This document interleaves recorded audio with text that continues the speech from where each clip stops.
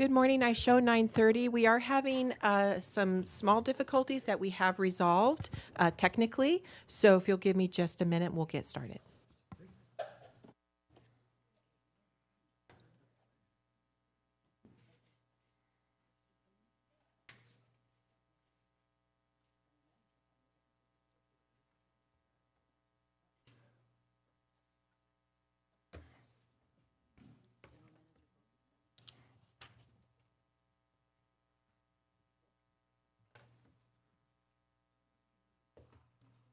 Yeah, don't balance it on the coin.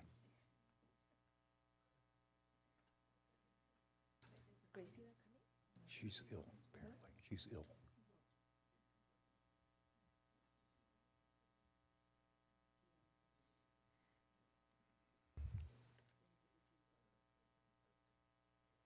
Mike, just as a heads up, yesterday we had Yes. so far only have two, Okay. so we'll just wing it based on. Yeah, see who shows up.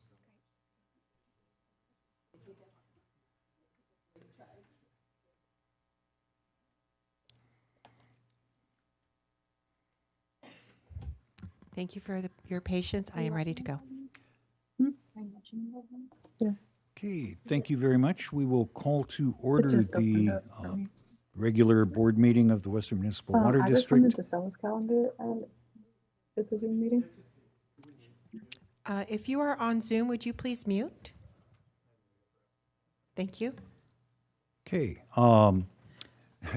Tammy, would you please conduct a roll call? Yes, thank you. Good morning.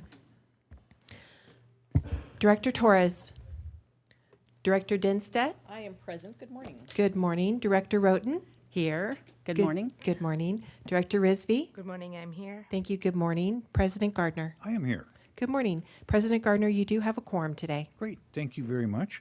Brings us to the Pledge of Allegiance. We will today be led by Lindy Lewis. Lindy, thank you for joining us. Would you tell us just a little bit about you? Oh, yes, Lindy Lewis. I am the Environmental and Regulatory Compliance Manager. I've been at Western probably total a little over 3.5 years, but I have just recently been back for 5 months. So took a little 2.5 year break and venture over into the electric utility, but water is where my heart lays. So really blessed to have the opportunity to come back and be working for an organization like Western. Glad to have you back. Thank you. Okay. 1, 2, 3. I pledge allegiance to the flag of the United States of America and to the republic for which it stands, one nation, under God, indivisible, with liberty and justice for all.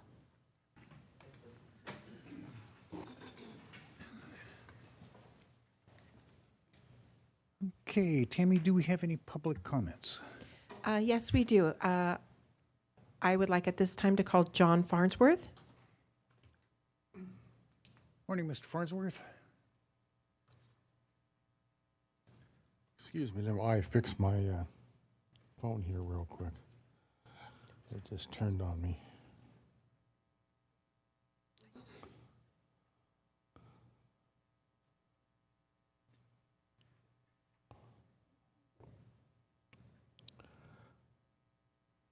A couple of years ago, I was in front of this commission and had problems getting information and emails into your public portal. Apparently that has not yet been fixed. I sent 2 emails for this meeting and the previous meeting. According to Ms. Ford, none of those emails made them through. Disappointing that your IT department still can't fix that public portal so that comments can be registered and entered into the public record. So what I'm here for is there are 2 EIR reports in process whereby Western has contributed and sent will serve letters for the project of 2 apartments down the street and March Air Force Base Aviation Cargo Center. I would like to have a copy of those will serve letters and the analysis that went with them to say that you can support that. I know that when I brought that up, a few months ago, many of the board members themselves were not aware that there was such an approval letter submitted and that the will serve letter was not necessary to have a complete analysis based on it being fewer than 500 units. I requested in my emails to you all to ask, and I asked Ms. Torres, I don't know why she didn't show up either. I copied her on the same emails to have a more formal review of that will serve letter. It just doesn't make sense to me that in these days of trying to be told we have to conserve water, that we're going to, that this board is going to allow new construction to occur. Sounds counterproductive to me. Secondly, there were a couple of reports in the EIR report for domestic water uses by the city. And I still think that you need to have a formal board approval of will serve letters when you have new projects. There was information in the draft EIR as well that your water analysis per acre is 4 years old. I think that a more current report should be provided so that it's more accurate. The last 3 years have been the hottest on record. So I gotta believe that data is stale and needs to be updated. One of the things that I am concerned about is WMD. Now, MWD has increased their rates to you all quite substantially, and that's going to cause rate increases to your residents and customers. So I'm concerned that you're allowing new hookups to occur. Secondly, there is no hookup fees or I forget what the term is for the city for the apartments down the street. There are no hookup charges. There's a term for it. I forget what it is. But I don't understand why that was not done. So I will resubmit my email to Ms. Ford today. So I hope that I can come back in 2 weeks and finish that discussion. But I did make a motion that you try to get and Thank let you the for your board comments, approve, Mr. Farnsworth. and let the board approve a will serve and hookup letter. Thank you, Mr. Farnsworth. Do we have additional public comment? We do not at this time. Okay, thank you very much. We'll close public comment then and go on to presentations. The first is presentation to Western Water Leaders 2024 cohort. It was an excellent group of people. It's a good class or good program. I'm glad to see it come back. I took it many, many years ago. And I think it's really valuable. This one is going to be a little different because we're going to start a tradition at Western. We have challenge coins. And challenge coins may date back to the Roman militia as probably the first to use a challenge coin. Soldiers who performed exceptionally well were given a coin, a Roman coin, and often it had the emblem of their legion on it. Through the 20th century, military units in each major war have used challenge coins as an informal sort of identification card. And the first non-military challenge coins started with President Clinton, and he used them as presidential challenge coins to recognize military personnel, dignitaries, and other individuals. The use of challenge coins has since spread to particularly public safety departments, police and fire, and more recently it's spreading into the civilian business world. In that vein, Western is launching its own challenge coin today, and the members of the 2024 group are going to be the first to receive them. So, yeah, congratulations. So each of you have gone above and beyond to understand water issues better and to be leaders and knowledgeable people. As I present each of you with this challenge coin, I'd like to thank you for all the time that you have put in and your commitment to this. And I'd like to challenge you each to think of a person that you think would benefit from this class and would enjoy it. And we would hope that you would either tell Michael Hadley who that person is or contact him in some other way and let him know how he might reach them. So with that, Well, Mike, Yes. if we could, President Gardner, we're going to do a little background on the program. okay, great. So Michael is going to do a presentation, and then if you could, after he's done with his presentation, we'll call everyone up and you can hand them the challenge coin. Will do. After everyone has their challenge coins, then Michael will want a shot of the entire group, just for logistics here. So Michael, fire away. Thank you. Good morning, President Gardner and members of the board. My name is Michael Hadley, and I have the pleasure of serving as your Government Relations Officer here at Western Municipal Water District. I manage our legislative and external relations programs, and of that external relations program within it, I have the absolute pleasure of implementing our Western Water Leaders program, which I will dive into in this presentation. So before we present our 2024 cohort, I want to give a brief background on our Western Water Leader program, present the Western Water Leader certificates for our 2024 cohort, and then talk about our 2025 cohort coming up. Just a little bit of background. We came up with this program originally to try and enhance trust and credibility within the community. We wanted to expand awareness of Western Water's value and regional priorities. We wanted to engage key community advocates and develop community relationships. So what that really means is we wanted to have a small group of people come together and be a group that we could lean on, non-water community leaders that we could lean on as a way to gather knowledge and experience and understanding of some of our priorities and get some outside perspective on key initiatives that we have here at Western. Again, our program goals were to engage local leaders who are passionate about their community and build upon their understanding of water issues, create advocates who are committed to engage on critical federal, state, and local water topics, and build a diverse network of water leaders who can be called upon for policy direction and assistance. Within our Western Water Leader program, we've got 4 different buckets, if you will. We've got our Riverside County Water Task Force Speaker Series. We have our Metropolitan Water District inspection trips. We have a luncheon series, and then a certificate program, which I will dive into now. So our 2024 cohort, in order to receive a Western Water Leader certificate, you must attend each of the following at least once. You have to attend a Western Water 101 session. You have to attend a Metropolitan Water District inspection trip.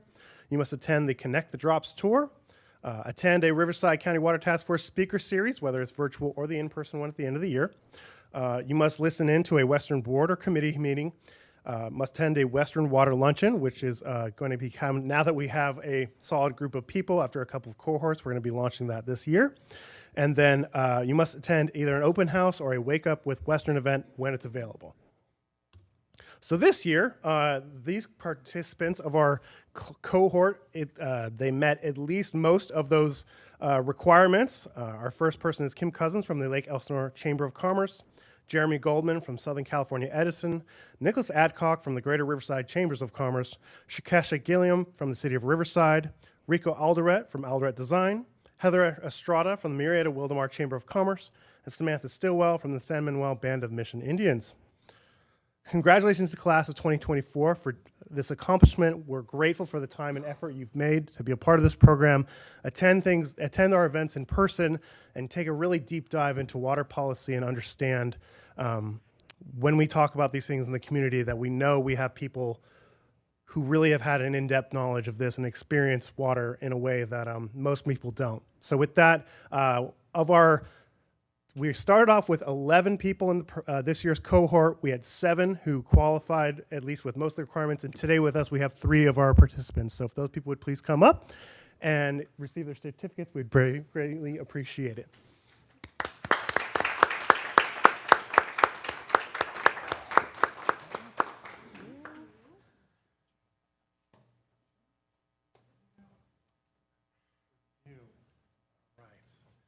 And Director Gardner is also on his way down to present each of you your challenge coin that he talked about in the beginning. Again, we want to challenge you, each of you. Obviously, the coin is yours, but we want you to think about who would be a part of this great program and challenge them to be a part of it. So with that, Director Gardner. Thank you very much, and congratulations. I really appreciate the time and effort that you put into this.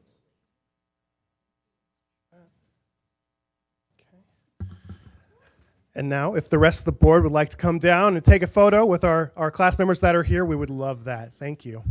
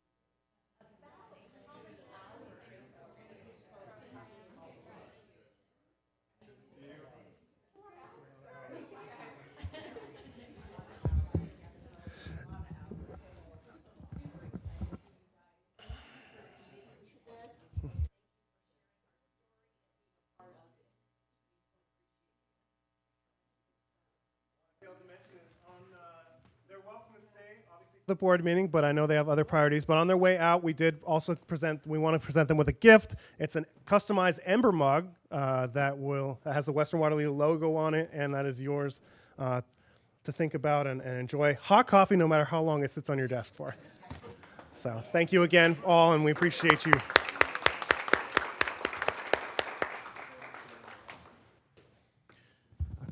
So in conclusion, with our 2025 cohort coming up, this is a rough estimate of our timeline for next year's cohort. Invitations will go out next month. We'll start the program in August. These are obviously just rough estimates. We don't know, obviously, when our Metropolitan Water District inspection trip will be, but we're going to have some tentative dates go out. We've got to figure that out in the next month or so, but we'll have everyone abide by those program timelines. So if any of you have an idea of somebody you would like to be a part of this program, please send Tammy or myself directly a note on who that person is and an email address that I can reach out to them and get a letter to. But we want representation from all the regions of Western, whether they're wholesale or retail representative of, and we want people who are civic and community leaders, but who don't work at a water agency and not an elected official. So with that, thank you for this presentation, and I'm happy to take any questions you might have as we conclude. Are there questions for Michael? Thank you, Michael. Yeah. Thanks very much, and again, thank you to the class, and looking forward to the next one. I will just observe that I didn't get any of this cool swag when I did it years ago. Sorry. Well, They're special. Yeah, you weren't here at the time, Craig, so we can't blame you. Thank you, Michael.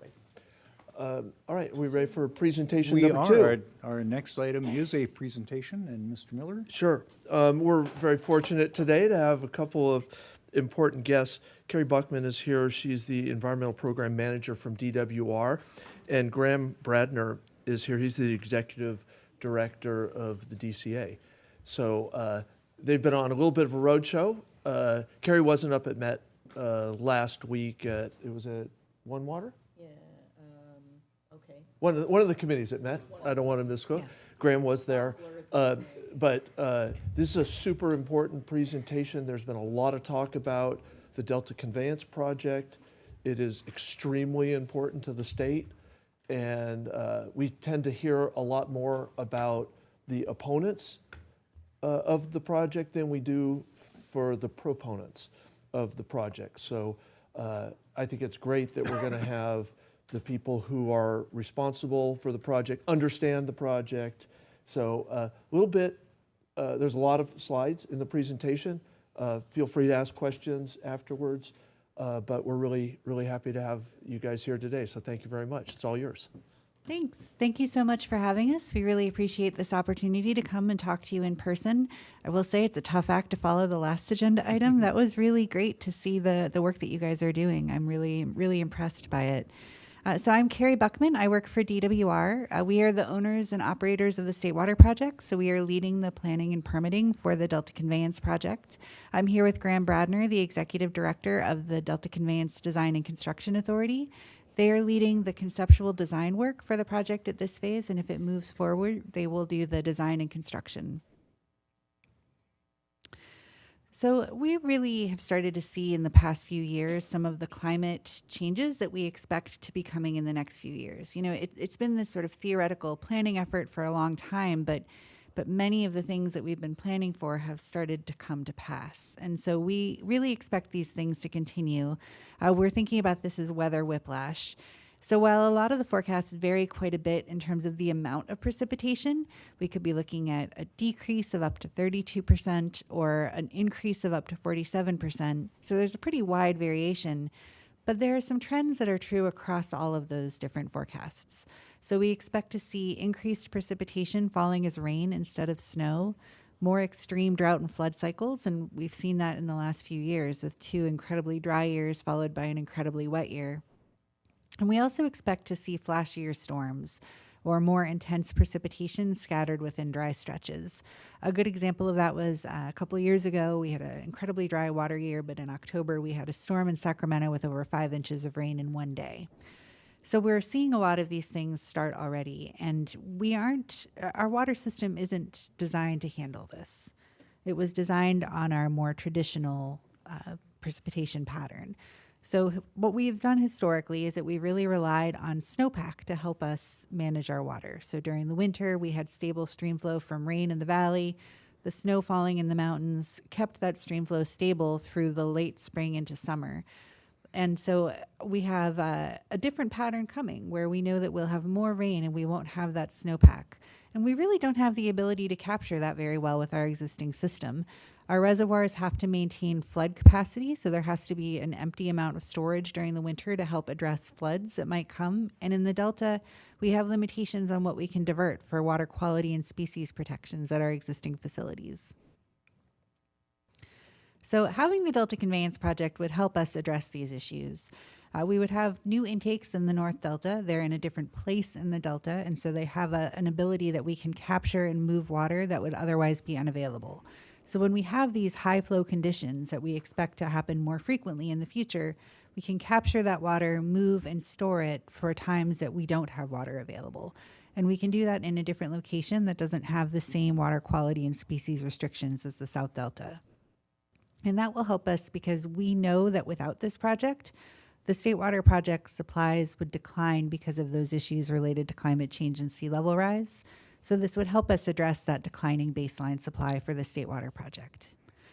Additionally, we're really concerned about seismic risk in the Delta. The Delta is a system of fairly fragile levees, and if there is a seismic event in the Delta, it could damage those levees and cause salt water to come in from the bay, which could have an extended effect in the Delta, either a water quality issue and a limitation for diversions in the South Delta or a complete prohibition on Delta diversions. So having an additional diversion location north of the Delta where it doesn't have those same concerns would give us some protection in the long run against those kind of seismic events. So this really illustrates what we were talking about with the declining baseline. So in 2020, our modeling shows average State Water Project deliveries without the Delta Conveyance Project are about 2.5 million acre feet. And with the changes that we're looking at, with the changing precipitation patterns and sea level rise, moving forward to 2070, we expect that to decrease by about 570,000 acre feet. That's about 22% of a decline, which really concerns us. And this really triggers the need that we have to plan, we have to act, we cannot wait for that to happen. So without the Delta Conveyance Project in 2070, we're looking at less than 2 million acre feet of deliveries. So with the Delta Conveyance Project, that would help us return to something not quite pre-project, but much closer. It would help us protect those state water project supplies. So it would increase by about 400,000 acre feet. Excuse me. The last few years, we've been looking at how the Delta Conveyance Project would have operated if it was in place. And in 21-22, that was a critically dry year. So if people remember, that was the year that I mentioned where in October 21, we had this very big storm in Sacramento. At the end of December, we had another very big storm, but those were sort of two flashy events within an entire season of very little rain. So if we had been able to capture water during and after those storms, we would have captured another 236,000 acre feet, which would have been incredibly important in a year where we had very little deliveries. Last year was sort of the opposite extreme. We had this very wet season, and there really wasn't a lot of ability to divert more water. But during January, if we had been able to, we could have diverted an additional 228,000 acre feet. This year, however, the project really would have been incredibly important and helpful to us with operations. People have probably heard about the steelhead issues that the State Water Project has had this year, where we've had steelhead that are congregating near the South Delta diversions, and they've really limited our ability to divert this year. If we had had the North Delta diversion, it's in a different location in the Delta. It's a different kind of diversion. It's an on-stream diversion rather than the South Delta diversion, which is sort of a terminal diversion. The fish cannot swim past it and get out to the bay. And if we had had this different diversion, we would have been able to divert during these times that we've been really limited this year. So we would have been able to capture 941,000 acre feet this year, which is enough water for over 9.8 million people for a year, or nearly 3.3 million households for 1 year. So this year really demonstrates how the flexibility of having a different diversion would be so very important. And also, this is something that's in addition to the benefits that we talk about a lot, like when I talked about the 400,000 acre feet. That didn't capture a year like this year, which is unusual. You know, we don't expect the steelhead to congregate like that. We didn't model it that way. So it's an additional benefit that we weren't expecting, and that kind of thing, that kind of flexibility, we really expect to continue to be important into the future. So I'm going to hand this over to Graham to talk about the project. Thank you. Good morning. Happy to be here. So now we're going to shift gears and talk about the aspects of the project. So first, just to focus on the Bethany Reservoir alignment. That is the project selected by the department for further study. That was back in December of 2023 with the finalization of the EIR and issuance of the Notice of Determination. So the Bethany Reservoir alignment includes 2 intakes in the North Delta, as Carrie mentioned, on the main stem of the Sacramento River. Those intakes would each be capable of diverting up to 3,000 cubic feet per second, so it's a total capacity system of 6,000 CFS. The project would include a conveyance tunnel. Yeah, go ahead. I understand. Yeah, I understand. I understand. If you could just swat. I know. Is the audio coming through okay? Yes, All audio is great. So it includes a conveyance tunnel 45 miles in length to convey the water from the intakes in the North Delta down to the existing State Water Project infrastructure in the South Delta. Also includes a new dedicated pumping plant in the South Delta that would lift the water out of the tunnel and deliver it directly to the existing Bethany Reservoir. That's essentially a wide spot in the system, Bethany Reservoir, and it's also where the South Bay Aqueduct takes off to the Bay Area as well as the California Aqueduct heading south. So it's kind of a key meeting point for diversions. So I'm sure this board is very familiar with the project and concept and has been tracking it for many years. I view this opportunity, I view the, redesign and reconsideration of the project as an opportunity. We've been able to really think through all the aspects of the project, incorporate many design and construction innovations into the concepts. When we started the reconfiguration of the project back in 2021, we really had an intense focus on reducing impacts, even before the Department of Water Resources conducted their environmental analyses, identifying impacts that need to be mitigated. We wanted to bring to them a conceptual project that sought to minimize those impacts from the beginning. We had a stakeholder engagement committee that we developed, incorporating a number of different aspects from Delta constituents, thinking through aspects of the project. We focused on reciting all the major elements of the project, including in those siting analyses, understanding of local traffic conditions, looking for ways to reduce construction effects.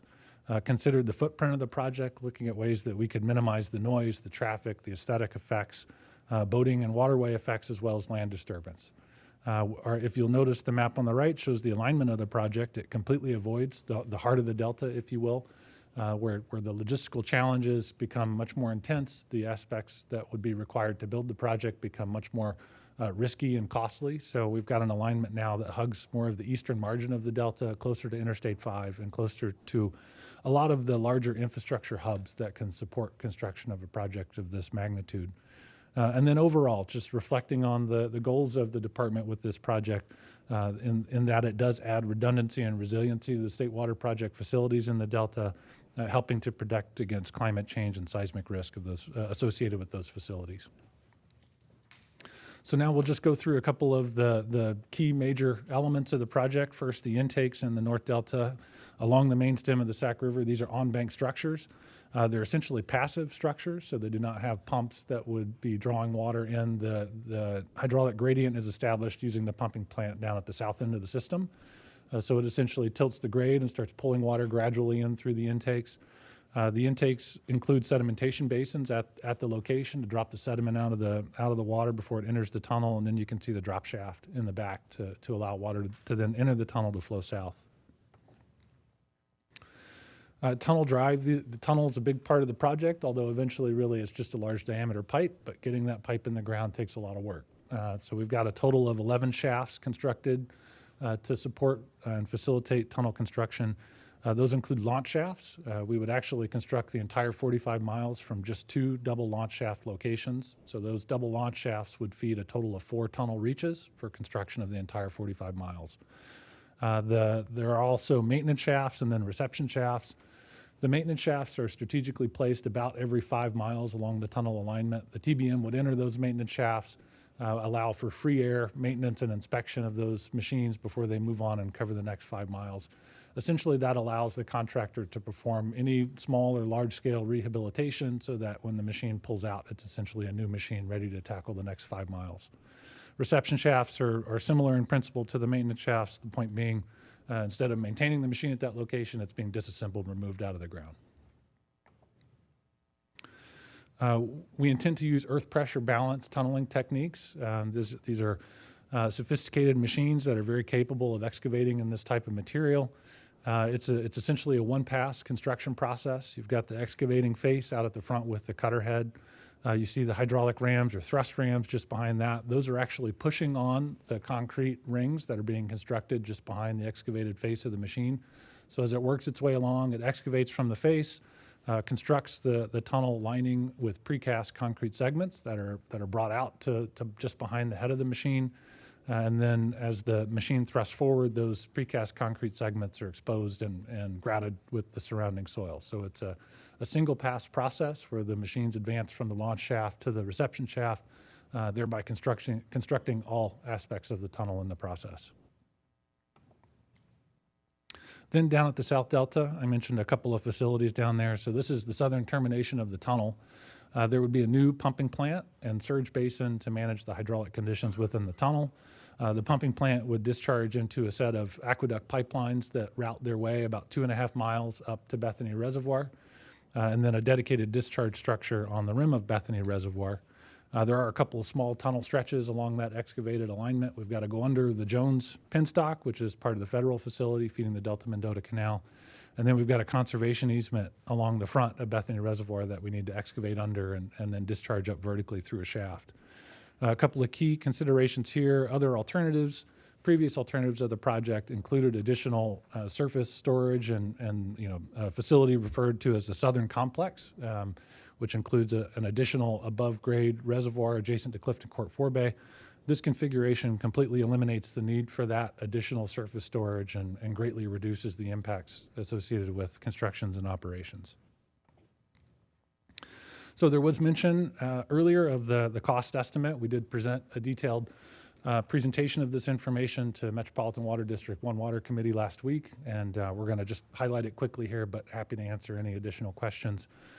The latest cost assessment was prepared and released back in 2020 for the project. That was $15.9 billion in 2020 dollars. Undiscounted, meaning it does not account for the time value of money. We're issuing this new estimate now just a couple of weeks ago, May 16th. The updated estimate is $20.1 billion, and that's in 2023 dollars. This is a very detailed and robust estimate compared to the assessment work done back in 2020. We know a lot more now than we did then in terms of the ground conditions, the schedule, and risks.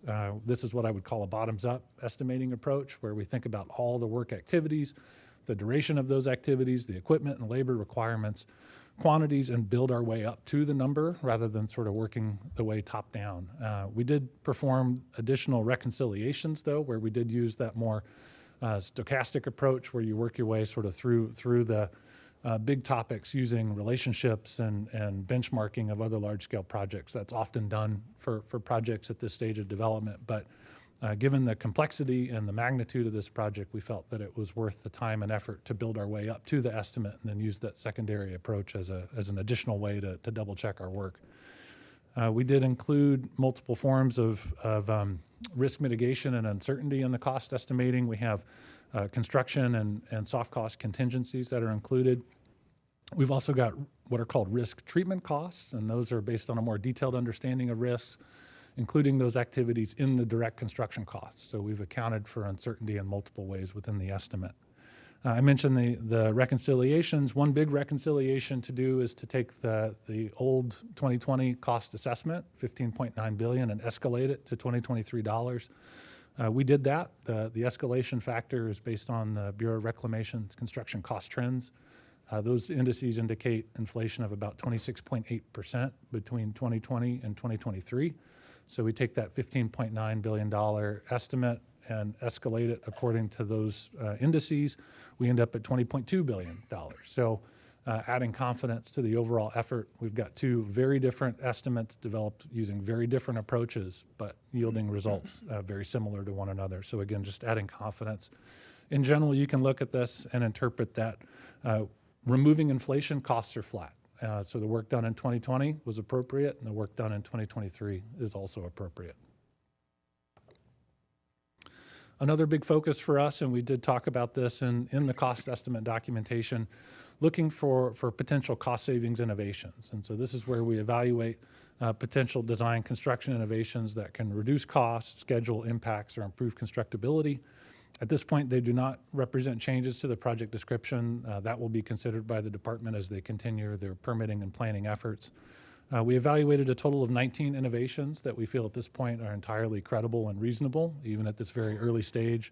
There's still a number of innovations that we have on our radar, but we're just not quite ready to commit or evaluate those.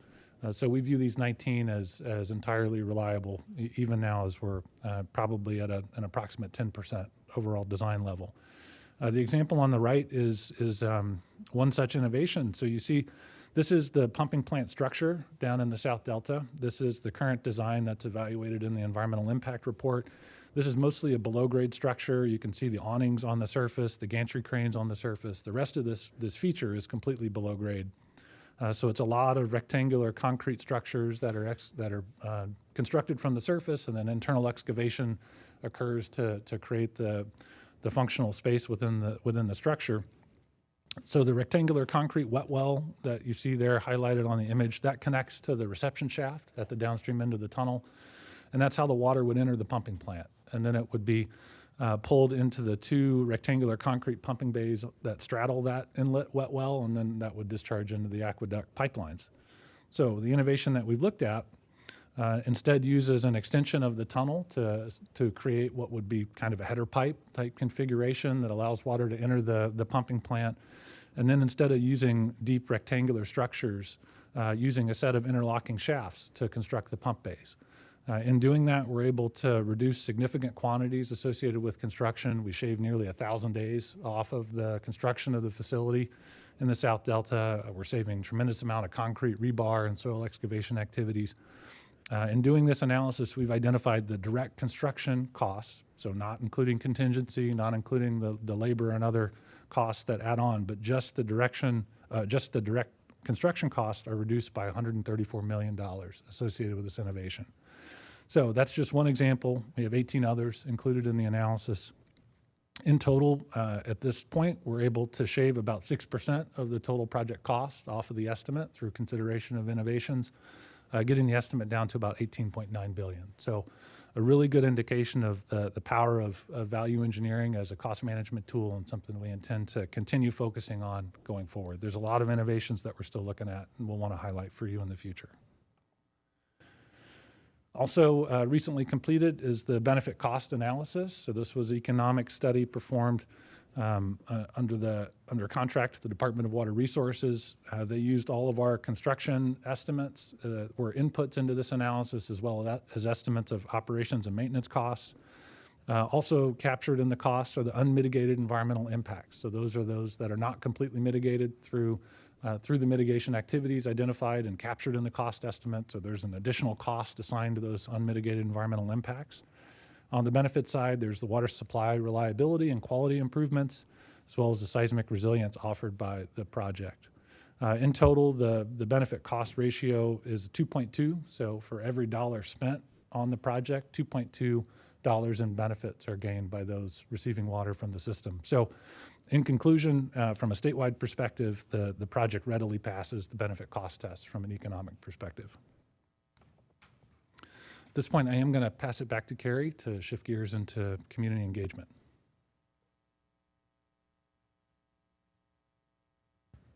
Thank you. As we've been moving through the planning process, we really focused quite a bit on community engagement from a number of different perspectives. So first, we've had a really robust effort to reach out to environmental justice in disadvantaged communities. We consulted with a number of statewide experts about best practices, and we've been working to implement those through some creative and I'd say not standard methods. So we've been doing things like tabling at community events, having flyers in food kitchens, really trying to reach different audiences and make sure they understand about the project. We understand we can't expect them to come to our meetings. We really need to meet them where they are. We've also worked through an extensive tribal consultation process. We sent out 121 letters when we released our notice of preparation for our EIR. 13 tribes did decide to enter formal or informal consultation, and we worked through development of the environmental impact report in consultation with those tribes. During the conceptual design process, the DCA organized a stakeholder engagement committee, and the idea there was really to incorporate community members who do not in any way support the project, but were willing to come and talk to us about ways that if it does move forward, we could reduce the effects on local communities and the environment, and we incorporated those changes into the project designs from the very beginning. We've also been working to develop a community benefit program, which I'll talk more about on the next slide. And we have a variety of resources to inform the community. Not everyone likes the same things, so we have videos, we have written resources. We try to really provide a variety of ways to learn about the project. So we've been working on a community benefits program because we do understand that this project benefits the State Water Project users, but the effects of construction are felt by the Delta, which doesn't receive any water from the State Water Project. And we have worked through the EIR process to try to identify and mitigate impacts, but CEQA is pretty prescriptive. It doesn't necessarily capture all of the types of effects that are felt by a community, and so we thought we needed another way to address those types of effects. So we've been working with the community to talk about what they need and want, and we're looking at two pieces of this program. One of them is a community fund that would have grant funding for community-driven efforts, and the other is implementation commitments, so things like hiring targets, job training, local business use, and potentially some leave-behind infrastructure. Like, for example, we're building a park and ride, and if the community would like to keep it, we can leave it in place instead of removing it.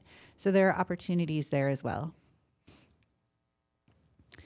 We hear a lot about whether there are alternatives. Could we do something different to the Delta Conveyance Project? And I'd say there are two that we hear about a lot. One of them is, can't we just do desal, conservation, or recycling instead? And the second really common one is, could we use through Delta Conveyance instead?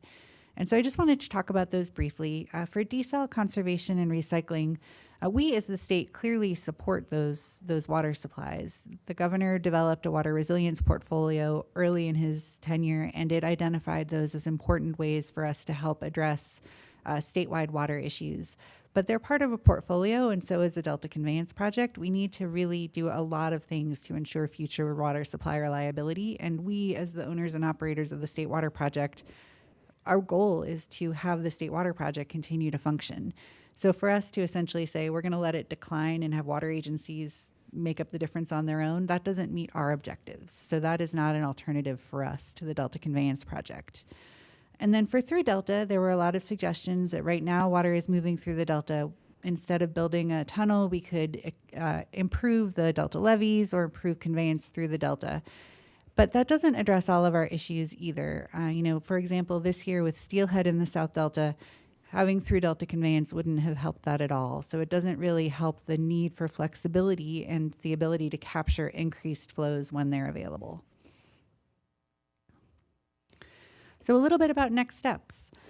We met a really major milestone at the end of last year with the finalization of the environmental impact report and their notice of determination. So that was a big deal from the permitting side, but that's one step in a variety of permitting steps. So we are still working quite a bit.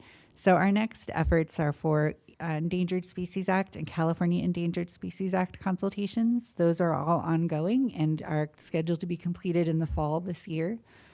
We are also working on our change in point of diversion for our water rights. We are not asking for new water rights, but we do need to add 2 points of diversion to our existing water rights. So we submitted a petition to the state board in February. We received protests on that, and we're currently working to try to resolve protests towards a hearing starting later this year. And then we will also need to demonstrate consistency with the Delta Plan, and that will likely be started. We're doing early consultation now, but we'll be submitting likely in later 2025. And I think that brings us to the end of the slides. And if there's time, we're happy to take questions. Great. Thank you very much. We really appreciate you taking the time to come down and share all this with us. Are there questions from board members? Start at that end. No, you guys start, because I've seen a lot of this and I've already heard lots of questions, so. I'm sorry, I'm looking for my turn sheets.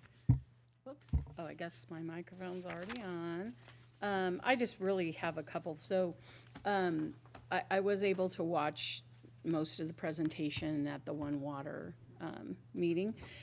So the slide that puzzles me a bit is page 5, State Water Project Deliveries. It's the graph. Almost, there we go. So 2020 without Delta Conveyance, so that's a number, that 2560, that's actual, right? That's what. It's modeled based on current conditions. So these are all Okay. from CalSIM. So they use a historic period of record, but apply it to current conditions. So this is an average annual over the period of record that we model. So this is modeling. It's not like an amount delivered in a certain year. Oh, okay, so it's not the exact figure delivered in 2020. Correct. But, okay, Exactly. so it's like an average? Yes. Based, okay. So then I understand the next one, goes down based on climate change, sea level rise, I get that one. And then if we look out to 2070, I'm assuming we have subtracted the 570 from the 2560, and then we get the 1990, got that. So this is the one that puzzles me a little bit. So with the Delta Conveyance, which, by the way, I will tell you, I am all about building this. That's my opinion, but I think that it is needed. It's been well thought out over many years. I did appreciate your comment when you were looking at community benefits about how we benefit in the South from the project and the North doesn't necessarily, receive that same benefit. And that's very accurate. So all of that said, with Delta Conveyance being built, we're only bringing back, I shouldn't say only because I know it's a lot, but 403, is it 1,000, Yeah. million, 1,000 1,000 acre feet. And I'm thinking after all this planning and over time, even building the tunnel isn't bringing us back to like the 2020 level. So then the next question in my mind is, is there a way to do that? Is there a way to get more? And I suppose maybe that would have been the 2 tunnels, which proved to not, be acceptable for many reasons. So I guess I'm just concerned that after all of this, and I am confident that it will someday be built, not sure if I'll be alive, but it will be built someday, and it's not that we're not recouping anything, obviously we are, but could it be more? I suppose is how this graph strikes me, and it's both times that I've seen it, I've had that same reaction / question, so I don't know if you have a magic word to say about that. No, I understand the concern. I think that we went into this iteration of the project with the constraint that we were looking at a smaller project, and so that this is the result of that. Okay, all right, okay, I appreciate that. I would, remember, it's a model giving current constraints, Yes. right? It's all the fisheries requirements and everything else. So it's holding static changes in fisheries requirements and things. So I look at it like you could be an optimist and you say, oh, maybe those requirements would beneficially change in the future. But the pessimistic side of me says, oh, they could get worse, which would change that number and increase that number, I think. But that would be for the scientists and the modeling. So this is just looking at current conditions that they would have to deal with, correct? That is true.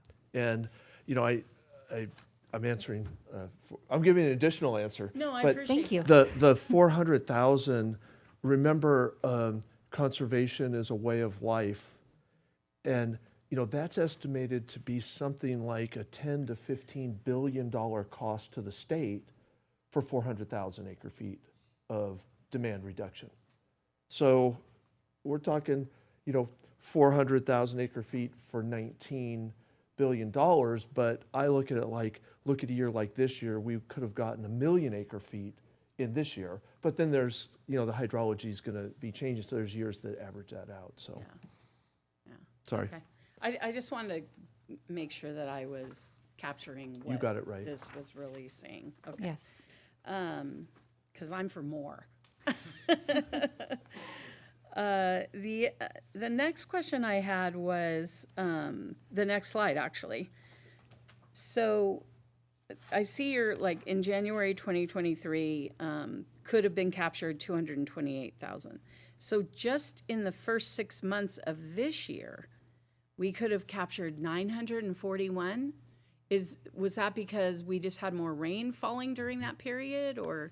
It's sort of the opposite. So if we start with last year, if you think about last year, it was a really wet year, right? So we had quite a bit of rain, and in January we had a pretty wet period, but we also had some regulatory restrictions on the South Delta. So during that time, we could have diverted in the North Delta because we had sort of available water under our water rights. In February, I don't know if you remember, but it sort of dried out in February of 23, and we weren't sure what was coming next at that point. So we requested a temporary urgency change order from the state board that had us not fully meeting water quality requirements in order to be able to divert water. But if we had had this water, we would likely not have had to ask for that because we would have had more water south of Delta in storage. We would have had more flexibility to manage the system. Then it started raining again, and I think as we all remember, it rained a lot, and it was very wet through early summer, really. And we ended up with 100% State Water Project allocation. So it wouldn't have changed in the end, the allocation, but it would have helped us with management during February. So because it was so very wet last year, we would have been limited by our water rights. So we can't take more combined with South and North than we have in our water rights, which is 10,300 CFS. But when the San Joaquin River is very, very high, we can divert all of that in the South Delta, which is less expensive. So we were able to do that during a lot of the year last year. So that's why we wouldn't have been diverting more in the North Delta last year. Does that make sense? Okay, so that's the middle column, right? That's the middle column. So Okay. last year we didn't divert a lot because it was so very wet. This year it's been pretty wet, but we've been really limited in our ability to divert in the South Delta because of the steelhead that have been collecting near the South Delta diversions. So it's made it a very different year. So we would have been able to divert a lot of water in the North Delta because we were so constrained in the South. because we would have been taking it from higher up Mm-hmm. and, I'm sorry, we would have been letting it flow from higher up to come Yes. down into the future project. Yeah, and so just to talk about the diversion a little, the new intakes would be on the Sacramento River. So they're a different kind of intake. They're an on-river intake, and the fish can easily swim past them. So you don't really end up with a situation where fish are sort of hanging out near those intakes because Okay. they can move past. But in the South Delta, it's more of the end of the system, so the fish can't swim by and move out to the ocean. There's really no ability to do that. So once they end up there, the only way to protect them is to really decrease diversions. So it's a different kind of system. And I can see your hand up. No, go ahead, Fozzie. Going back to the Yeah. same point, so if we had the project, we would Mm-hmm. have been able to capture that much water and Mm-hmm. send it, okay. Wow, okay. This year, it would have been really helpful because we really had those constraints in the South Delta, and having 2 points where we can divert water just would make such a difference. Yeah. San Luis Reservoir would look much different It would, with the project. yeah. Yeah, yeah, I kept seeing on Facebook, people asking, why isn't San Luis filled up? And I guess part of it's because they're raising the dam, I think, is. Not yet, but Oh. it's because of Steelhead this year. They Oh, are so it raising the is dam, but mainly it's not, environmental this it's year. not Okay. implemented yet. Okay, yeah, because people were asking, well, why isn't the water in there and this and that, so. And to be honest, I mean, this is very complicated to even myself, and I have access to like great minds that I can ask questions to. Yeah. But to the general public, I can only imagine that this is very confusing. And when you start hearing things on social media thrown out, immediate knee-jerk reactions, that's where the opinion tends to flow. And so part of my reason for asking the questions is I want to be able to give that accurate answer to people, to hopefully have them pause and think and maybe look into it further for themselves, or, even change their opinion about it. So that's my goal in asking. The next question I had, and I think this might be the last one, slide 12, I should probably know this, but is the Bethany Reservoir already in existence? And this is just including it in the project? It is. It already Okay. exists. That's where the current, you can actually see it on the image. The canal that's leading from Clifton Court Forebay. I'm not sure if this mouse works. Can you see my mouse here? Yes. Yeah, so this is Clifton Court Forebay, so this is the existing infrastructure. These are the fish screens that Carrie was just talking about. Oh, okay. So this is where the steelhead are collecting. And so this is the existing Banks pumping plant. So this is the existing State Water Project facility that lifts water out of this approach canal up into Bethany Reservoir. And so this is about 250 feet up from that level. And so then from Bethany Reservoir, you've got the South Bay pumping plant over here that delivers water to the South Bay Aqueduct, which is the Bay Area. And then you've got the California Aqueduct down here on this end of Bethany Reservoir. This is heading south, the large aqueduct heading south. And so the project would add a second discharge structure on the bank of Bethany Reservoir, so there would be two completely independent discharge points into Bethany Reservoir associated with the State Water Project. Awesome. So it connects to the State Water Project and the Central Valley Water No, Project? No? go ahead. It does not, but it's very close. So it crosses under the Central Valley Project facilities, so it does not at this point connect. They have not indicated an interest in connecting. Okay, all right.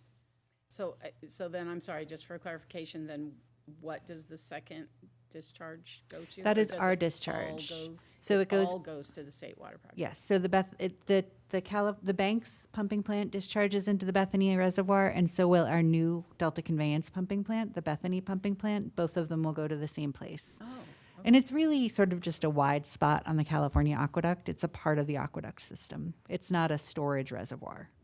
okay. Well, I think, though, that when people hear the reservoir, if they don't realize that it's already there, sometimes you get that opposition to the word reservoir, and if it's new, and why are we building it, and all of that. So Yeah. it's good that it's already an existing facility. I'm trying to help with your marketing. Thank okay? you. Appreciate it. So I think that was it. Let me just look really quick if I had another page turned. I believe that was it. You can come back if I think of something, but I think that was it. Thank you so much. Fausia? She, you know, a lot of my questions were asked for her. So the only Director thing Rudin is, is very yes. thorough. So the tunnel drive, it's going to be built by the structure where this already is. Is it the where the intake and all the sediment bases? Is that where it's going to be built?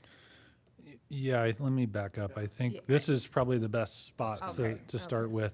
okay. So you see on the map on the right-hand side, there's 2 identified tunnel boring machine launch locations, the TBM launch locations. So those are the 2 double launch sites, and then the arrows are pointing in the direction of the tunnel drive. So, for instance, I'll just say there's 4 reaches. The upper location here is right next to Interstate 5. So the first tunnel drive would be from that launch location north through the shafts at the backside of the intakes. So I showed the drop shaft on the typical. So it would drive through the first one and then terminate at the second one. So that would connect the intakes to the tunnel. The second reach is from the same launch location down to Terminus and Highway 12. So that's at this location here. So it would stop halfway down between the launch location. Reach 3 would be launched from the Lower Roberts launch location, which is pretty close to the Port of Stockton down here, a major infrastructure hub. So that reach drives from Lower Roberts Island north to the same reception shaft at Highway 12. And then the last reach from Lower Roberts Island drives all the way down to the Bethany complex, to the pumping plant, and would be received at the reception shaft that connects to the pumping plant. Were there other questions about the TBM itself, or does that No, cover that it? was, Okay. yeah. Thank you. Sure. Go ahead. Director Denstedt? Oh, And on that note, so when you say that it goes into that launch and it's launched up, that seems to me like it's away from where you're wanting the tunnel to take the water. Am I misunderstanding what that means? It just ends up being, that's the construction process. So it doesn't have to do with the direction Oh. of flow. That's just the construction orientation of the tunnel boring machine. Oh, for the, Once okay, it completes got its it. drive and gets out, gets removed and it's out of the way, you've got the concrete shell of the tunnel in place. So Okay. you've got the continuous I pipe. misunderstood. I was Yep. thinking it was sending the water up, and I'm like, why would you send the water? Okay, yeah. Understood. Okay, thank you. Director Denstedt? Thank you for being here today. Certainly appreciate going through this. And so just for kicks and giggles, can you go to the boring machine? The slide, the 11? It's not boring. Right. What are we talking about for size? What's the scale of this thing? So the diameter of the machine is a 40-foot external diameter. So the cutter head that you see on the left-hand side here is a 40-foot diameter rotating disc with the cutter heads and picks on the face of it. So that rotates from a main bearing in the center of that face. So that's the diameter of the machine. It's well within the conventional ranges at this point. There are machines into the 50s and even low 60s in terms of overall diameter. So this is a reasonable machine at this point. The other key dimension is the overall length of all the equipment. So you've got the main machine itself, which is we've been talking about the cutter head, and just behind that is the bulkhead wall that separates the pressure from the external pressures to internal pressures. Internally, when constructing inside this tunnel, it's atmospheric conditions. That's an important consideration because we're 100+ feet below water. So if you're a diver, you understand the issues around that. So working under that type of pressure requires decompression. But the system has a bulkhead separation and allows for excavation to occur under pressurized conditions, and then operations behind the bulkhead in atmospheric conditions. There are what's called the trailing gear behind it. This does include all sorts of equipment. It's like a little city in there that can be 800 to 1,000 feet long behind the face of the machine, behind the working head of the machine. There's a lot of worker support in there, worker safety. There's decompression chambers in there. At times there will be work required out on the pressurized side of the bulkhead, and so there has to be decompression facilities associated with that. So there's just a lot of There's a lot of worker safety and worker support equipment in here. There's also the conveying equipment. The soil passes through the face of the machine and then is conveyed through a screw conveyor that transitions that pressure. So that screw conveyor is packed, and that they control the rate of that screw to manage the pressure drop from outside to internal within the tunnel. And then there's all the conveying equipment to get that soil all the way back to the launch location. There's also all the power and utility umbilicals that come in from the launch location. There's also the what are called manway conveyors. So those are all the various pieces of equipment conveying either the precast concrete segments that are being brought in from the launch location, loaded on trolleys and hauled out to just behind the face of the machine, or to move employees back and forth within the machine. So there's a lot going on inside the tunnel behind the bulkhead. Craig and I were having conversations about, we want to do a tour of this when it gets Sure. out there. There, All right, but just right, no, so. Tours are very interesting, and there's Hey, a lot I'm of all up active for whatever, projects. so. Yeah, there are a lot of active projects. This is the convention at this point for most projects of this type. There are a number of active projects now, so if you don't want to wait, there are several. There we go. in All right, process. We're going to work on something, okay. Yeah, but yeah, I hope to be in construction would welcome tours. Perfect. Slide 17, let's talk about robust community engagement. You know, one of the things that I constantly hear, especially as I travel through Aqua, I travel and do our conferences, and now sitting as the Met rep, you know, a lot of the comments that I hear is about North versus South. So how are you engaging those two different communities, and what kind of engagement are you doing for the North versus South scenario that always tends to be the topic, the hot button item?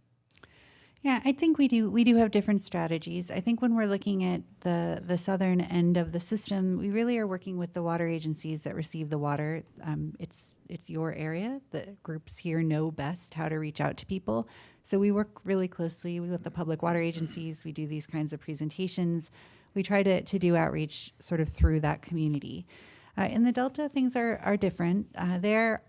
Our strategy is really not to sort of change the hearts and minds about the project. We really understand their concerns about the project, and those concerns are going to remain. Our goal is to have open and transparent communication and really try to make sure that we hear their concerns and, where possible, address them. We understand that they're not going to be project supporters, and that's really not our goal, but trying to have them engage and understand what's going on and as you spoke earlier, understand what's actually happening with the project. There's so much misinformation out there. We spend a lot of time trying to correct that misinformation. No, absolutely, and I appreciate that. Slide 20. So I heard what you said in terms of, you know, the other alternatives, right? Where people come in and would say, why aren't you doing desal? And that's constantly what we hear. Probably one of the really good things, and this is just my insertion of 2 cents, was you talk about the cost to benefit ratio, right? And you talk about what it is that this project provides. You've done your analysis and everything else. You know, it might be interesting to just throw a number out there of what the cost of desal would be in terms of doing the same percentage of acre foot and what it would look like dollar-wise, because people don't really understand there's a very big gap. Yeah. And what that cost ratio is. And, you know, it's all fine and dandy, and yes, we all do support having a diverse portfolio, but there is a cost associated with that. We've said to Craig a long time, hey, we want to be 100% on our own. What does that look like? Well, Craig always says, well, we can of course do that. How much money do you want to put forward?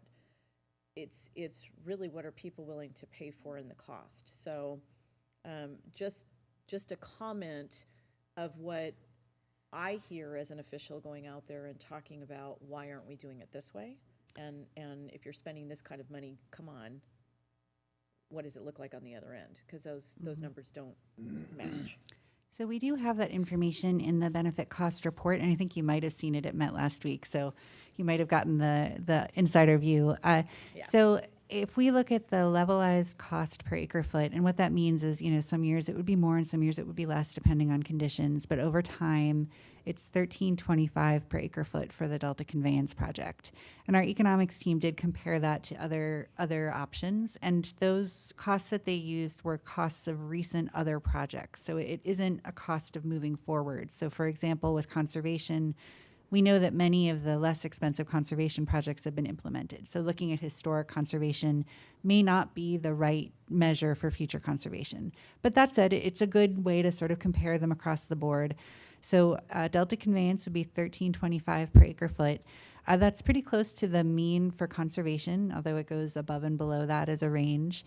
It's near the bottom of a very large range for recycling and stormwater recapture, and the means of that are significantly higher. And then it's way less than desalination. The bottom end of the desalination range is about $2,600 per acre foot, or about twice that, and the mean costs are higher. So you're exactly right. Like, this is very cost competitive in relation to those other sources. Right, no. And I think it's always good to put that message out there so that we understand and explain that there's always the economics to it, because, we didn't even really hear about who's funding this, where the funding's coming from, how much it's ultimately going to cost, what does that mean to the individual household, customer, what does that mean? So, that's a whole different discussion, which really gets the finance guys down here really excited. But the other thing ultimately I think I want to just kind of throw out there is, what can we do? What can we do to facilitate this, to move this along? What can Metropolitan do? The 800-pound gorilla in the room, right? What can we do to make this push faster, better, be more effective in that term? So I have a couple answers, and Graham and your GM might have more, but the first I'd say is exactly what we've been talking about, which is putting out accurate and correct information. We have a lot of information on our website. We talked about a lot this morning, but people have really deep-seated misunderstandings about this project. And the more, we really try to push back on those, but it's, we are only one group. So the more that everyone can understand the project and be able to talk about it, it's really helpful. And then the second is, I think, working with Met. So they are going to have to make a number of decisions in the coming years, later this year, about whether to fund the next phase of planning, and then in 2027 about project implementation. So working with Met to continue to make sure that everyone understands the project and how the project is moving forward is a really key thing for project implementation. I don't know if you want to add. I really don't have anything else to add. I think that covers it. Okay. And Mr. President, that will conclude my question asking. Okay. Sure. Popping into my head, so I'm just going to say it. And I'm probably telling you something that you may already have been made aware of. But the Sites Reservoir project recently, within the last few months, put out what I think is an excellent video about the project. It's easy to understand. Anyone can watch it and get it and get the vision for what they're trying to do. So I don't know if that's been considered, or you may already have something like that up there. But I would highly recommend something of that sort. We do have a number of videos, but I'll double check and see if there are some things we can, some lessons we can learn there. Thanks. Okay. Okay, is that it? They asked all my questions. So again, let me thank you for taking the time to come down. It's an excellent package. I'm keeping this one. And yes, I think we individually and as an organization will do our best to share the information and get correct information out. It is obviously different here, where people say we want the water, rather than in the north where people say I don't want you to take my water. And we don't have that much impact in the north. But I think your approach is outstanding, and actually recognizing that people in the Delta are unlikely to ever say, this is the greatest thing since sliced bread. We want you to do it quickly. but trying your best to address the issues that they raise and make things better where you can. And that's the right way to do it. So congratulations and thank you very much. Thanks for having us. I really appreciate it. Thank you very much. Great. Okay. Brings us to the consent calendar. Anybody have anything they'd like to pull? Move to approve. I actually do have to pull item B for a correction. Okay. So the motion then is for items 6A and C. 6C to approve with. Okay. Not yet. Well, I'm abstaining from 6A because I wasn't at that meeting. Okay, yeah, that, I know. So, Okay. are you so seconding? A and C, do you have a motion? We have a Oh, motion. I'll second. Okay. Sorry. We have a motion and a second. Okay. Tammy, when the system is ready, if you would do a roll call vote, please.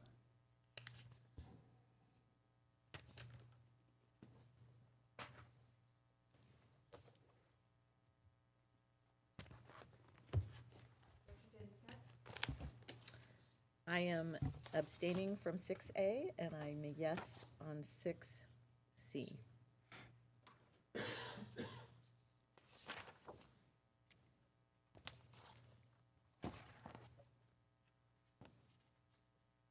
Director Roten, Yes. Director Risby, Aye. Director Gardner. Aye. Thank you. The motion carries. Let me just make sure I'm getting this right. 4-0 on item C and 3-1 on item A with Director Denstedt abstaining on item A. Correct? Okay. Item B. So item B, I just need to make a correction. I was actually not present in the room. I was on Zoom, so my attendance didn't count for that meeting, and I will abstain from those minutes once we come to the vote on 6B. Thank you. Okay, looking for a motion then on So 6B. moved. I'll second. Motion and second. When the system is ready, Tammy? Director Denstedt, Aye. Director Roten, Abstain. Director Risby, Aye. Director Gardner. Aye. Thank you. The motion carries 3-1 with Director Roten abstaining and noted that the correction to the minutes. Great. Thank you very much. Do we have anything to add to the agenda? Nothing to add today? Thank you for that. Our action items, the first one, 8A, is to consider approval of a professional design services contract with MKN and Associates, Inc. For Sarkup non-potable well number 7. Mr. Miller. Yeah, thank you. This went to our engineering committee last month, a week ago Monday. We had a presentation there.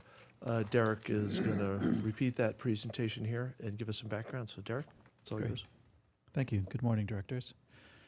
This item is regarding the Santa Ana River Conservation and Conjunctive Use Program, otherwise known as SARCUP. This is for the non-potable well 7 project. This project aims to develop local groundwater resources within the Riverside Arlington groundwater basin to enhance water supply reliability for the Riverside retail area, thereby reducing our dependence on imported water from the Colorado River. This well will deliver 1,000 to 2,000 acre-feet per year of groundwater for non-potable uses, such as irrigation and agricultural needs. Initially, we had a comprehensive support services contract with David Evans and Associates. However, due to significant changes at DEA, David Evans and Associates, which affected their local design capabilities, we terminated the contract. To complete the design and meet our grant funding deadline, we're proposing to hire MKN and Associates Incorporated, a firm with team members who are familiar with our project and local design standards. Additionally, we have secured Michael Baker International under the General Manager's authority to design the associated discharge pipeline, leveraging their extensive experience with our pipeline replacement projects. We are aware that a member of the public has raised concern about the project's compliance with the California Environmental Quality Act, or CEQA. The project is covered under the SARCUP Programmatic Environmental Impact Report, or EIR. Their concern is about the exact location of the well relative to the potential locations indicated in the EIR. We need the design engineer in order to determine the final location of the well and the pipeline and to complete the environmental analysis. Once the location and details of the project are more precisely determined, we will return to the board to perfect the location of the well and the pipeline and the project description in the EIR. This is an iterative process. Essentially, we do the environmental analysis as part of the design. And then the environmental analysis informs if we're going to change the design or make adjustments or mitigations within the design. So this is part of the design process. We're not done with that. If necessary, we will amend the EIR. Staff will come back to the board and award a public works contract to construct the well and pipeline after all CEQA issues and concerns are addressed. We will not commence construction unless and until all CEQA issues are resolved by this board. It is the staff's full intent to comply with CEQA law. However, we need the resources to do this. Not approving this action would have the effect of preventing us from completing the work to address this concern regarding CEQA. We are asking the board for two actions.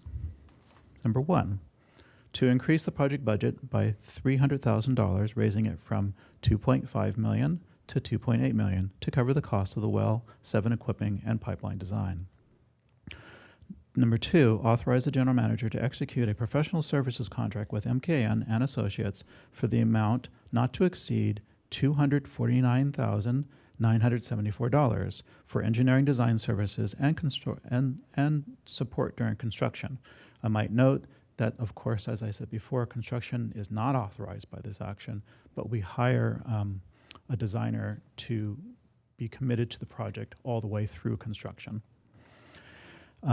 These actions will ensure timely completion of the Well 7 project, enhancing our water supply reliability and securing necessary grant funding.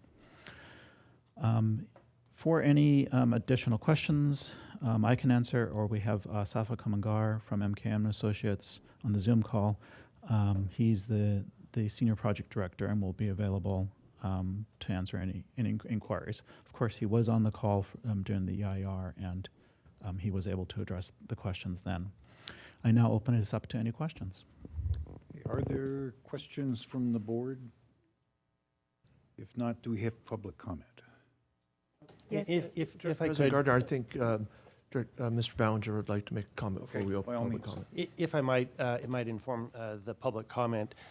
Yesterday afternoon, Western received a letter from an attorney raising several points about the California Environmental Quality Act, CEQA, and I just wanted to address those. We provided a copy of that letter to the board.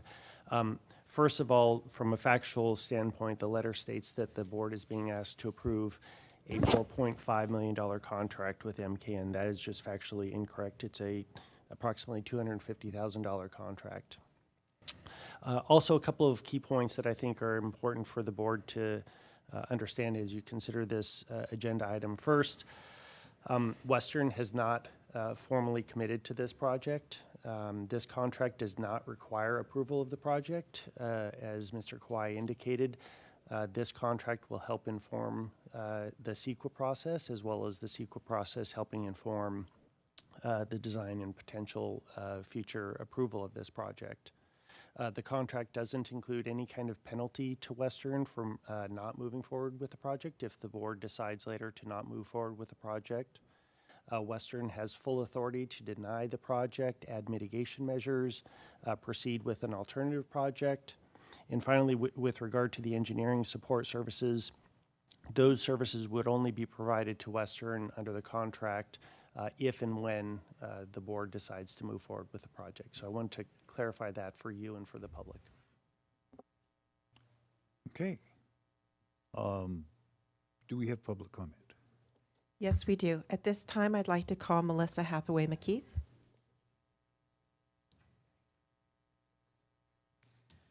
Good morning. Good morning, Chairman Gardner and board. And if the clerk could tell me when I'm 30 seconds to the end, because I don't know where your clock is. Thank you. Melissa McKeith with Citizens United for Resources and the Environment. First of all, I appreciate the comments of your attorney.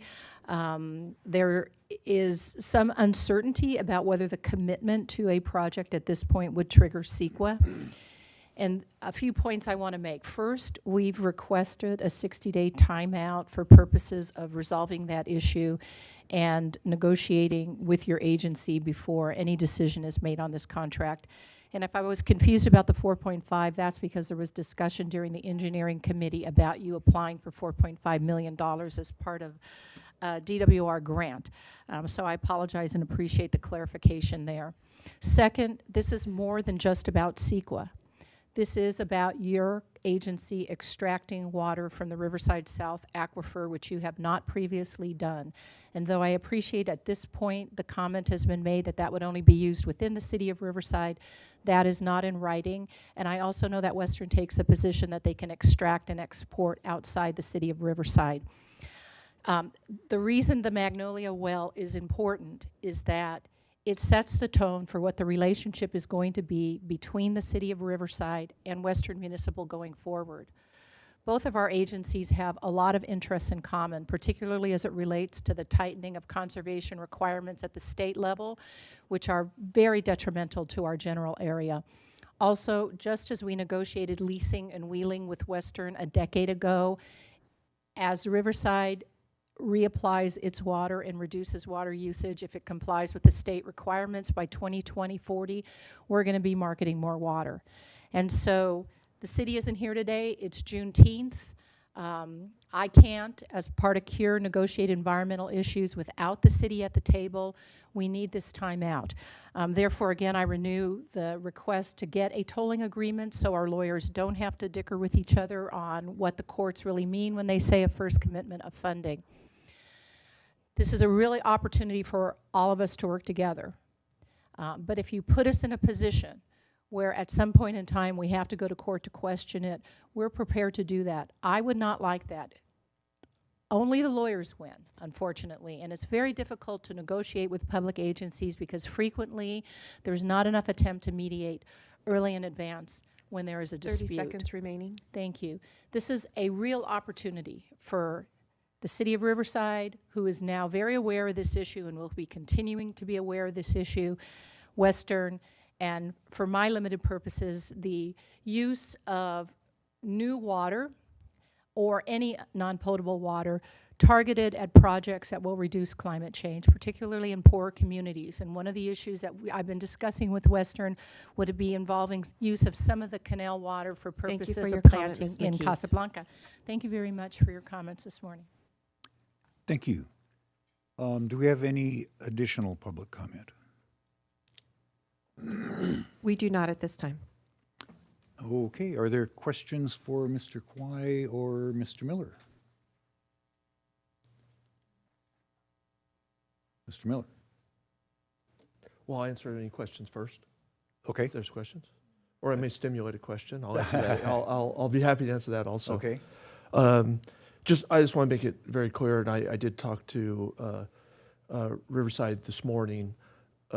We've been working with Riverside, the city, RPU, for at least 5 years on this project and talking about it. We don't have any issues with the city on the project or with RPU. They're very well informed on what's going on, so I just want to make sure that that's clear with our board. Thank you. I would just add to that I had a conversation with the city manager, Mike Futrell, last evening, and he does not have a concern on behalf of the city. He did ask for clarification on 2 points. The first is that if we approve this action today, that it is not Western's intent to change anyone's water rights through this action today, and we don't believe that it would. The second is that we make it clear that water from the project would not be exported out of the Santa Ana River watershed. And there's not a way to do that. If the project goes forward, water would go into Western's retail non-potable water system, which does not extend beyond the Santa Ana River Santa Ana River watershed. So yes, so there's not a way for that to happen. So just to make those two things clear, I do think it's significant that while we are hearing from some that the city has issues, we are hearing from the city that they do not. Question. Yes. So I just want to make sure I understand correctly what council and general manager said. This is simply us performing our due diligence in order to be able to see which direction we want to go. We are not proceeding with construction. We're not proceeding with any round of transfers, extraction, movement, or anything, correct? That is correct. Okay, so if we're looking at a construction contract, after all of this is said and done, we're looking at quite a distance down the road in order to do that, correct? That's correct. We have quite a few tasks and we'll be in front of the board a few times And- before that would happen. And the CEQA would be completed before any construction contract comes back before the board. I just want to make sure that that's clear, that this is not an action that's going to be before this board in the next month or two to do anything additional Yeah. on movement. We This- have a significant step to complete, overcome, and clarify. Yeah. It's just project design and a piece to commit a No. project management commitment if we go into construction. Right, no, and I just wanted to state that for the record and make sure that it was clearly understood by members of the public that this is not something that is going to happen in the 60-day timeframe. This is going to be quite a distance down the road for us to be able to continue forward. Yeah, and if I could just clarify, yes, you're correct. Within this next 60 days, there's no way we're starting construction. We might be in front of the board. We have several things to do with the grant on this project, and so we're on a tight timeline. So it's possible we'll be in front of the board, but certainly not entering into construction. And it certainly would be helpful too if, in our communications with the city, that we get something provided, either a representative or a letter of clarification that we could put, would be helpful, nice. Well, yeah, I guess I just said, Welcome. if the city wants something from Western regarding Well 7 or anything else in our working with them, they're one of our reselling agencies. They're not buying water right now, but they could, and at some point they have in the past. And they are a partner agency just like all the other agencies that lie within the Western service area. And if they want something, they will tell us, and we'll work with them to try to provide whatever it is they want. But we've not been asked for anything. That is correct, and I would go further than that. I would say that our relationship with the city is outstanding. We talk very regularly.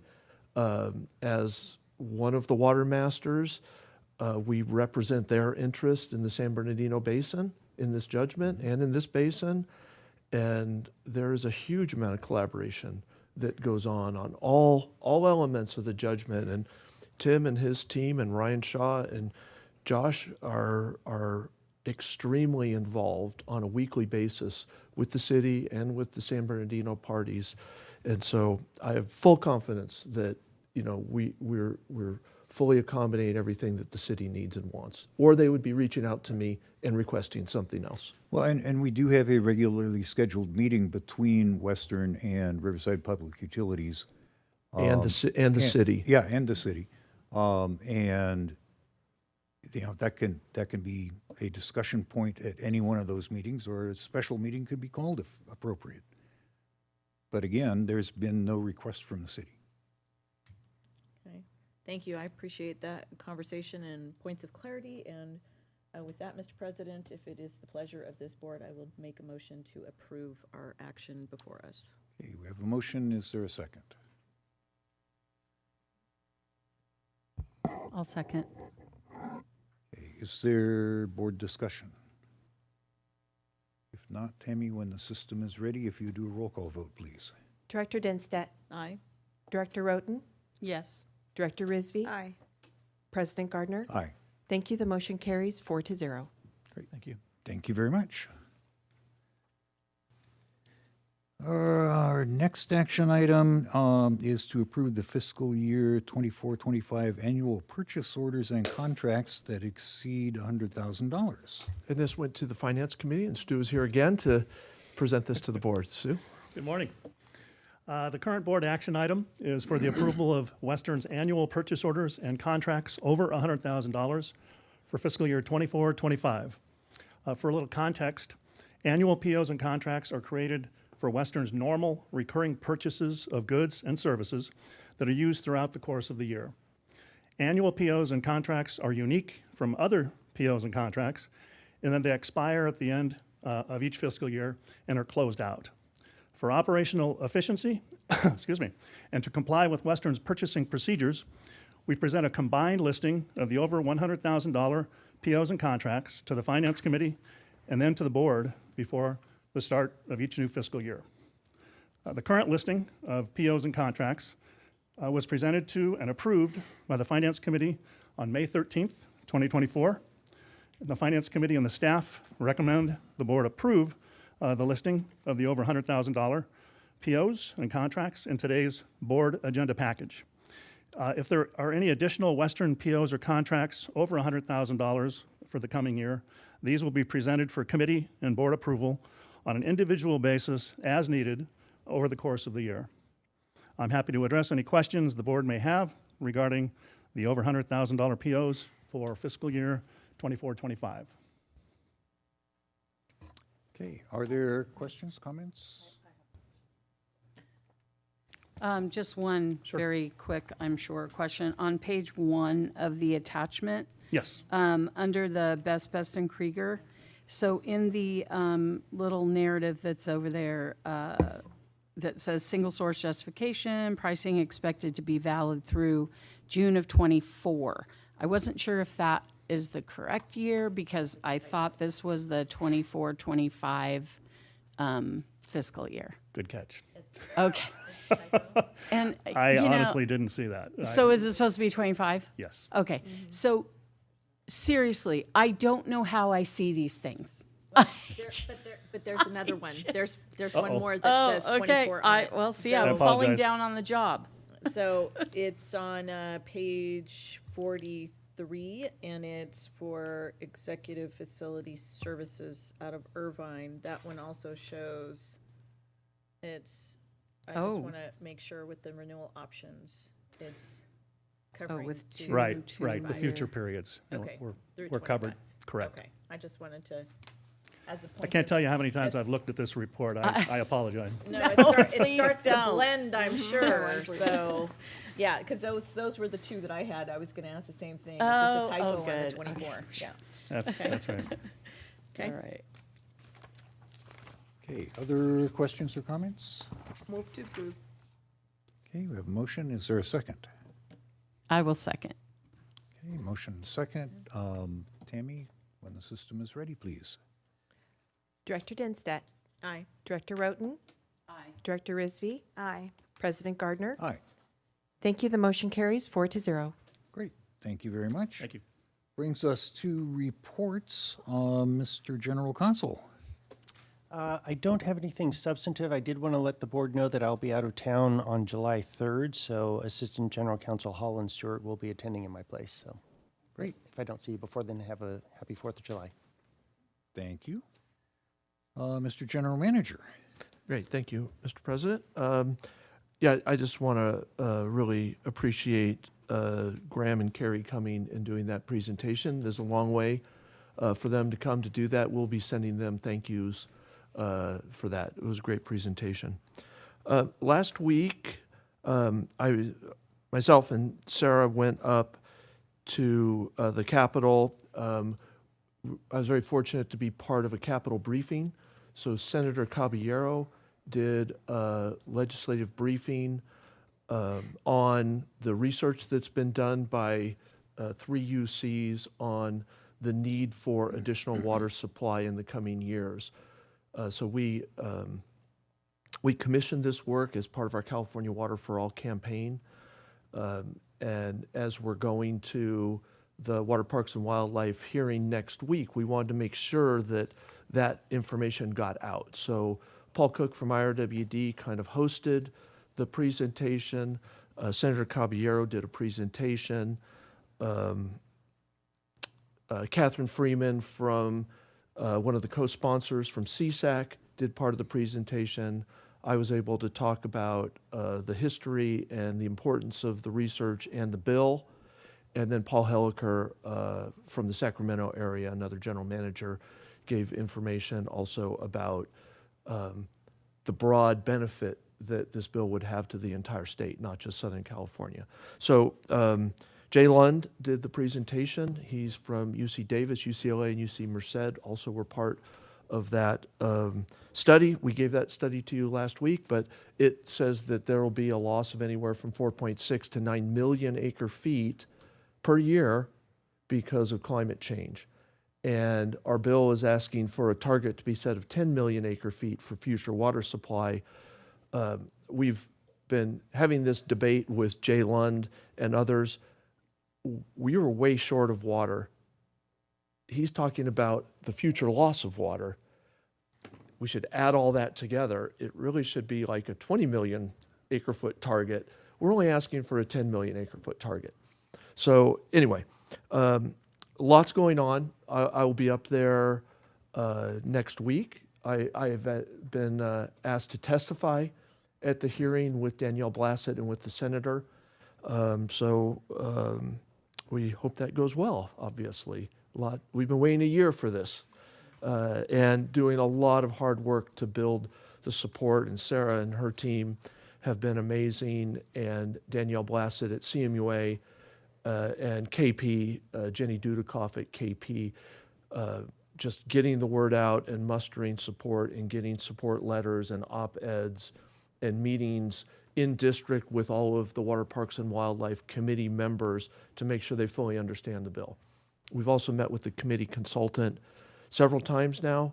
The committee consultant is a non-elected. It would be like the staffer that actually writes a report for the rest of the committee on the bill.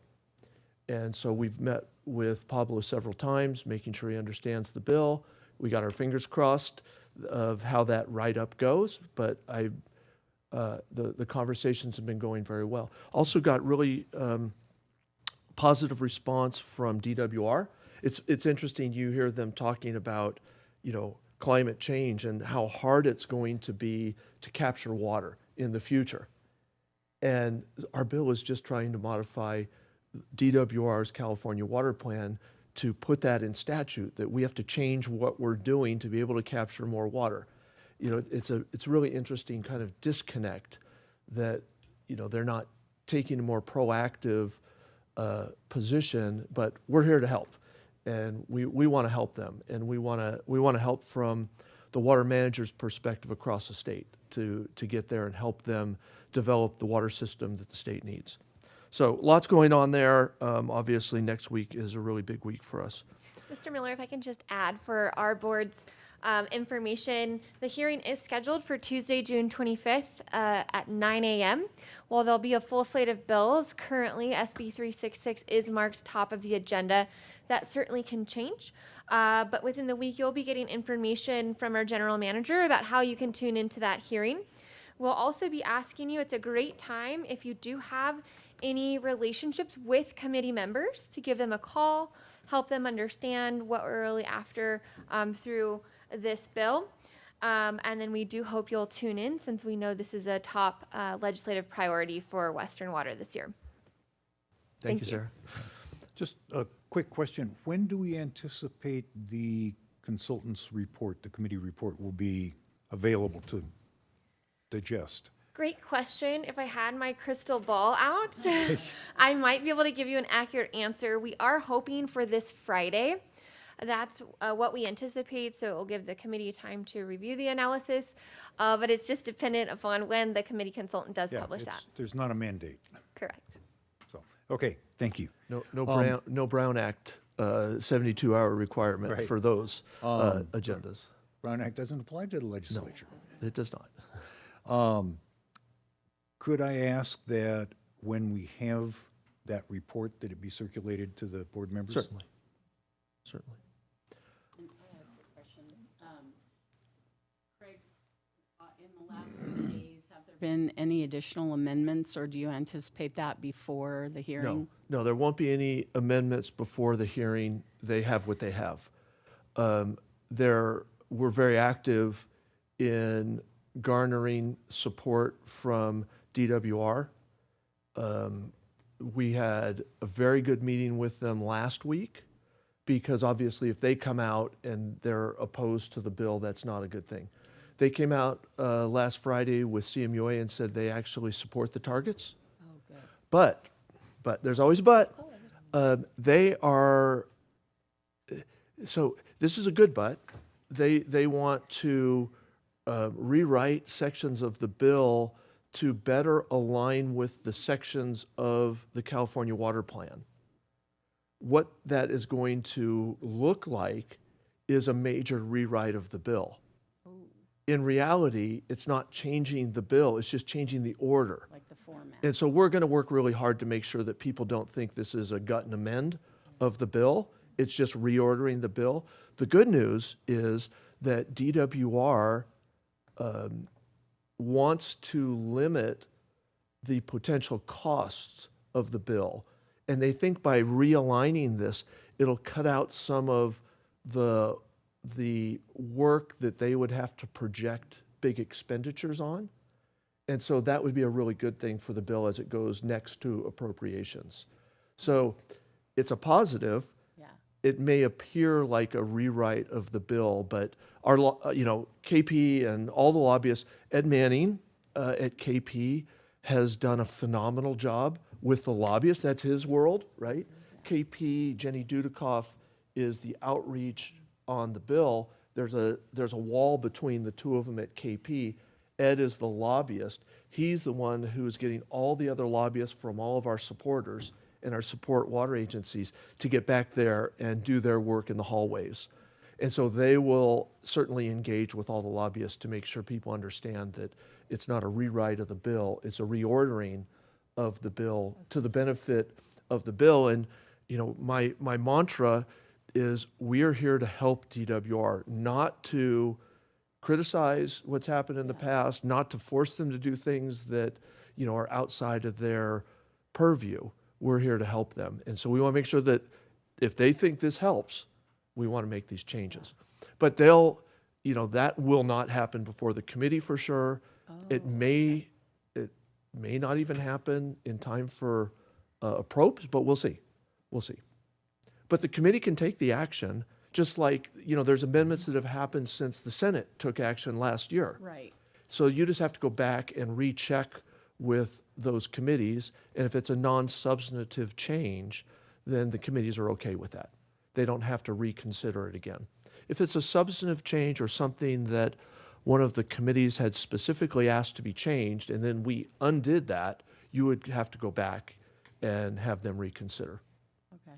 So it might be changed before it goes to the assembly floor? Yes. Maybe? Yes. Okay. All right.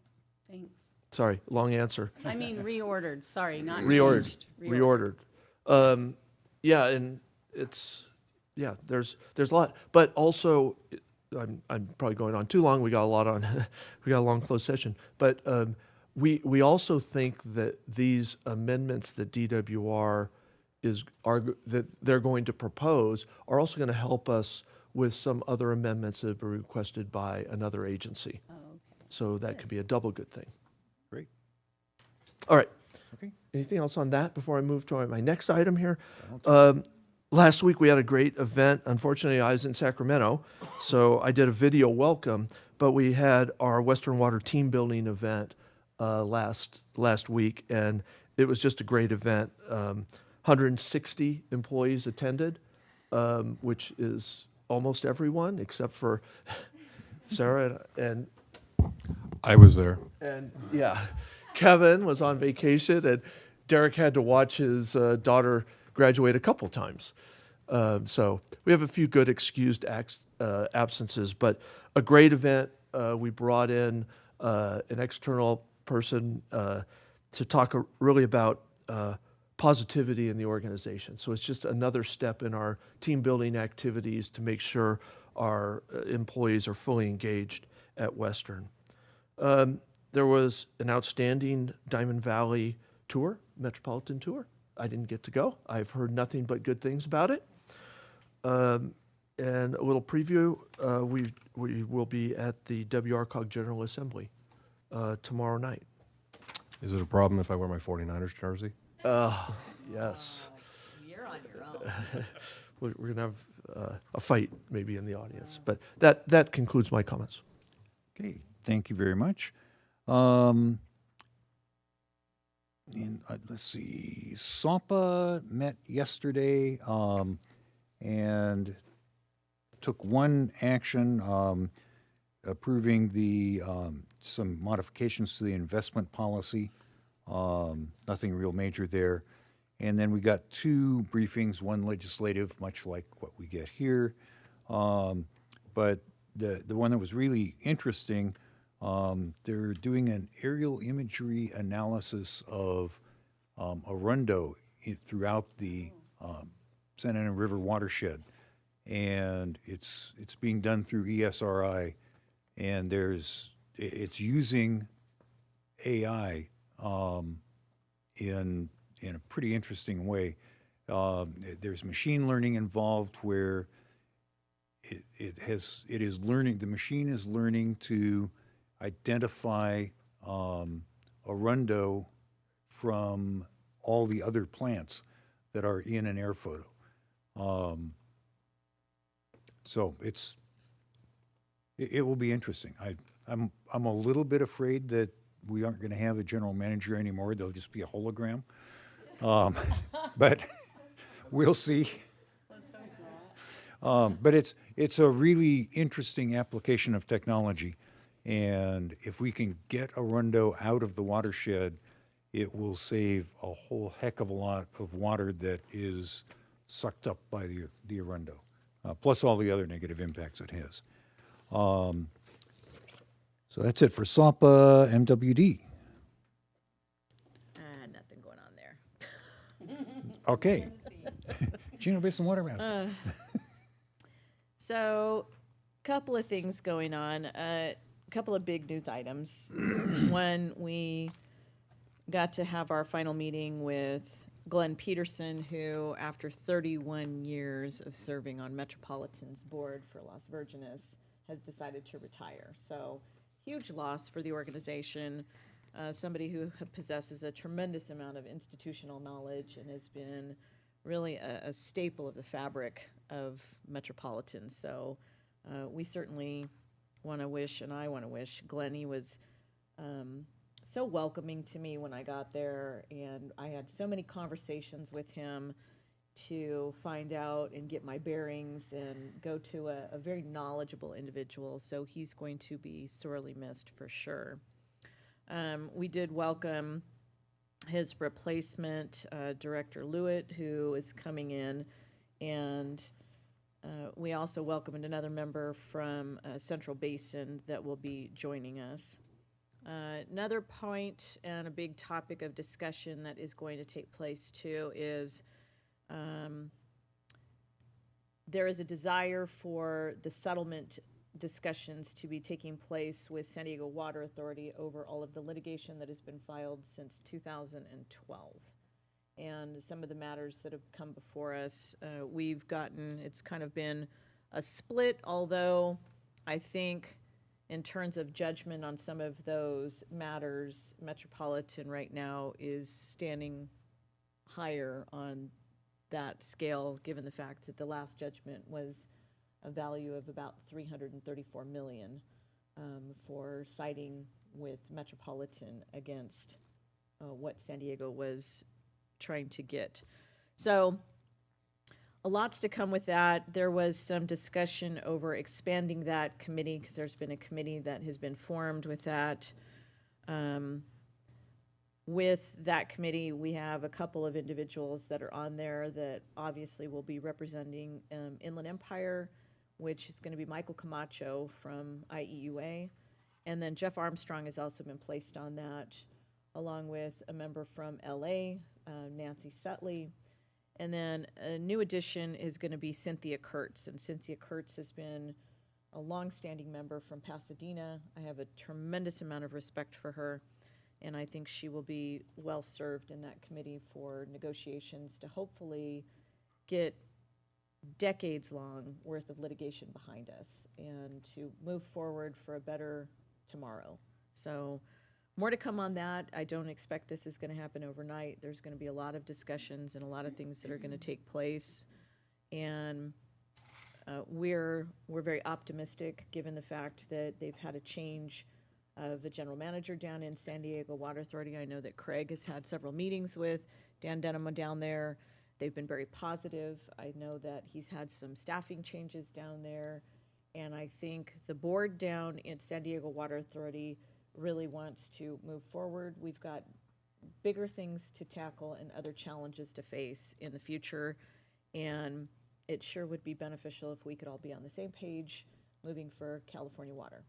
So a little bit on that. There were a lot of different things on the consent calendar and a lot of different things that came out of committee. One happened to be a discussion with a letter that has now been made public that came out of the EOP that was turned over to the LA Times and Politico magazine from allegations from a senior staff member, that being the CFO of the organization. There's mad allegations against the general manager.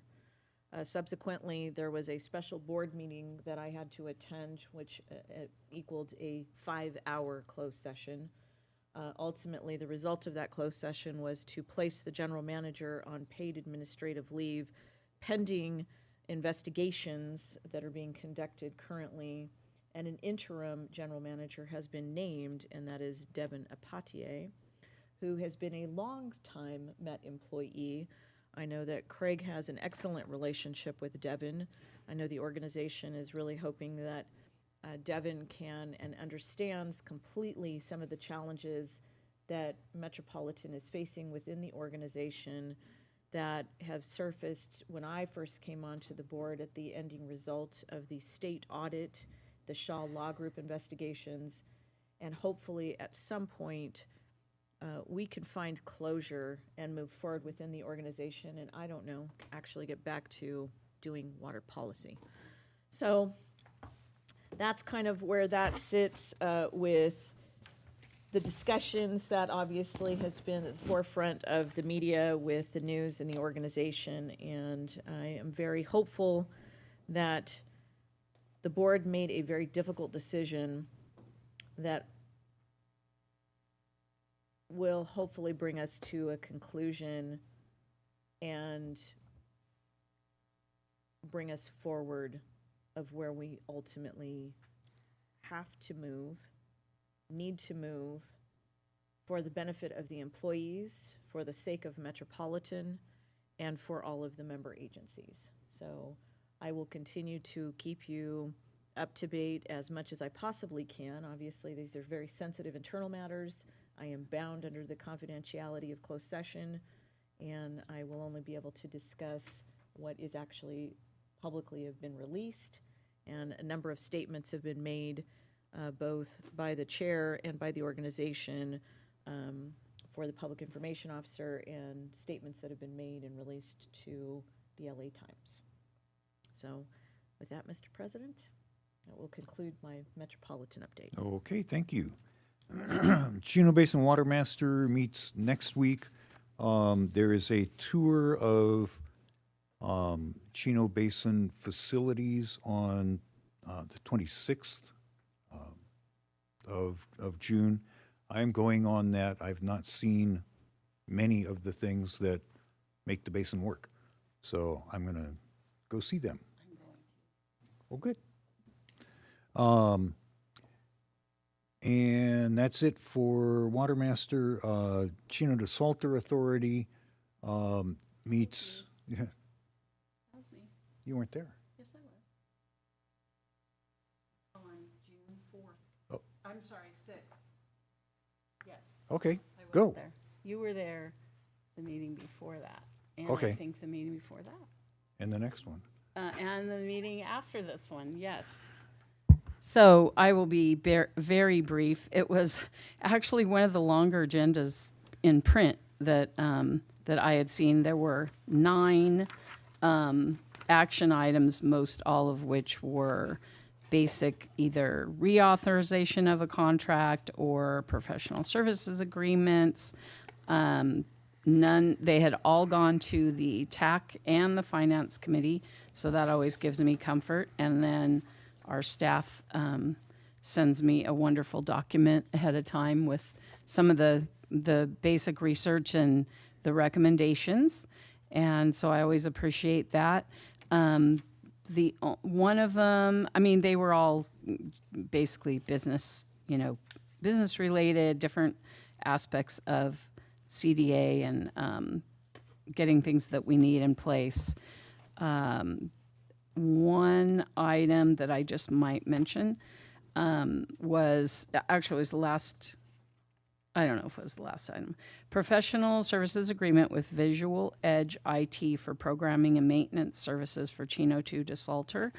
And part of that had to do with cybersecurity, which is so interesting to me. And you hear of all these different things that are happening, and it goes so far beyond like spam emails and that kind of stuff. So I am glad to see that CDA contracted with them in January to perform an assessment and evaluation. And this actual item was to approve a professional services agreement with Visual Edge IT. So that one was of special note, I thought. Otherwise, it was a lot of items, and they got through them rather quickly. I was surprised. So all was well. And because of the 4th of July holiday, they changed the next meeting to July 11th. I will be out of town, and Mike will be attending in my place. That's it. Okay. RCRA. RCRA meets quarterly, so we will meet in September. Okay. WRCOG. WRCOG. So, okay, few little things with WRCOG. General Assembly is tomorrow night. I want to remind my colleagues that you are voting members at General Assembly, and this year they are going to actually be doing a roll call vote. So they're going to start city by city, and we will be the last to vote. So hopefully we have seen everybody else screw it up, and we will get it right. So I would just remind my colleagues that you have had all of the agenda items materials sent to you to read them over, ask questions prior to, because they will be coming to our table and calling out the vote and recording your vote at the table. One of the things, obviously, that will be voted on will be for the chair, which is going to be the incoming chair is going to be Rita Rogers from Paris. I've been nominated and will be coming in as the vice chair, and Jackie Casillas from the city of Corona will be the second vice chair. I am to remind you folks that this is the first time in WRCOG's history it will be an all-female leadership. So this is kind of a historic moment. We have our keynote speaker is going to be Sean McVay, the head coach for the Rams. So he will be going. This has been the largest sellout WRCOG General Assembly event of ever. We've had 1,000 people, and we've raised the most money ever for the foundation moving forward. So he obviously has been a big draw. There's obviously a lot of football fans out there. So Tim, I would say you take your life into your own hands if you come in a other jersey. Okay, that's up to you. So I just wanted to remind you all you will be called upon for your vote, and so I would be seated in a timely and order to get your vote, because they'll be coming to our table to take that roll call vote. And if you have any questions, feel free to reach out to any one of the staff members over at WRCOG should you have any questions regarding those procedures. There will be a check-in period, and should give you very clear instructions of anything and have agenda items available if you have not received them, or if you need to reach out to our board secretary, who obviously has all of that at her fingertips as well. So other than that, I look forward to seeing all of you tomorrow night. It should be a wonderful evening, and we have got a very entertaining evening scheduled and planned. Okay? Just a quick question. I will be unable to attend. Is there a mechanism for me to nominate somebody to vote for me or to? No, there is Okay. not. It is an in-person. We don't have an online option either, so you have to be present. You have to be present to win. Okay. So, no, because it gets too crazy, too complicated, and Yeah. so anybody that's in the room, obviously I think there's 108 people that will be voting that night for all the jurisdictions. I would have voted for you. Oh, thanks. I appreciate that. Okay, Sarah. Sarah met June 11th, and Kathy Naylor was appointed as administrator and secretary because of the departure for Rob Gantham. We finally had a resolution to have these meetings meet quarterly, because every month there was just on a schedule, but we only met quarterly, so finally we had a resolution to make it official that we will be meeting quarterly. Then, we had regular items. We considered the approval of a 5-year capital improvement plan, which was recommended to be approved. It was approved by the TAC committee, and it was approved by the board.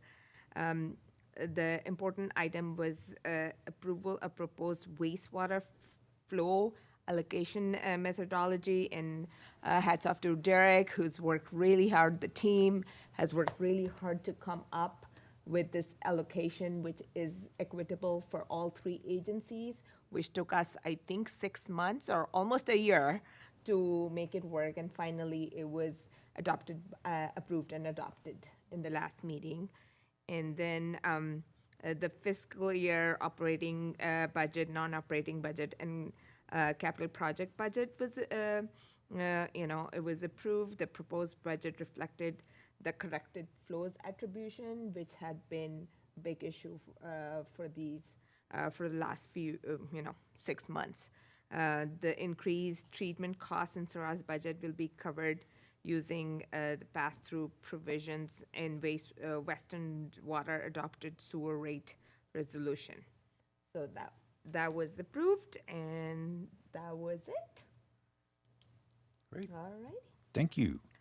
Aqua Region 9. Yeah, just as a reminder, we do have a program that's going to be coming up on August the 13th. It's going to be held at Wilson Creek from 10 o'clock in the morning until about 3:30 in the afternoon, and that's going to be over workforce development, the silver tsunami, all of those different things. We've got a couple of speakers that we're lining up to have discussions, and one of those individuals is going to be our own Patrick Ellis, who is at the forefront in this area, talking about all of those kinds of challenges, the training opportunities, what he works on as a member of the county's task force, and a variety of different things. And so we're getting those people all lined up and ready to go. So hopefully you have that marked on your calendar for that day. Good. Thank you. Director's comments. Director Roten. Very briefly, I wanted to say I was happy to attend the Leadership Riverside graduation and to see our own Sarah McDonald graduating from that program. I know last year, I believe, it was Mr. Mascaro, and the year before, I believe it was Mr. Hadley. And this was the first time I'd actually been able to go in person to the graduation. So it was very exciting. And this morning as I was driving over here, I was thinking, they always say, whatever class you all are, you're the best class. The class of 24 are the best class of Leadership Riverside. And I started to think that, I know it's a fun thing and I love it that you all do that, but I feel like probably that program gets better and better and better each year that it goes on. And so maybe each year truly is the best class of Leadership Riverside. So congratulations, Sarah. It was That's it. better than mine. That's it. Mine was not a particularly good class. Aw. So, okay. Director Denstedt. You know, I'm going through my little calendar here of all the things, and it's just been, I'm happy to be in Riverside County today. That's all I can say. Okay. And we'll just leave it at that. Alrighty. So I did attend the Diamond Valley tour, and it is excellent. And this is my second time, and I learned a lot more this time around. I was like, oh, I missed these. I wrote a lot of notes, so it was really good. Thank you to the team for always putting it together for us. So thank you. And then this was my first time attending the Riverside Leadership, and congratulations to Sarah. But it was a very good program, and the things they did in that program, that was actually, really informative and really exciting to see what's going on in the city. And so we look forward to going back. Hopefully somebody is enrolling the next year. So, all righty. Okay, wonderful.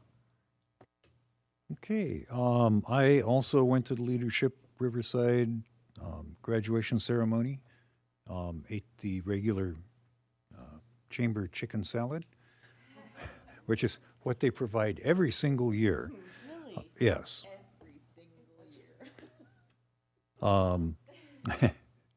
And today is Juneteenth, which is a not really well-known holiday among most folks in our country, but it really is a significant piece of our country's history.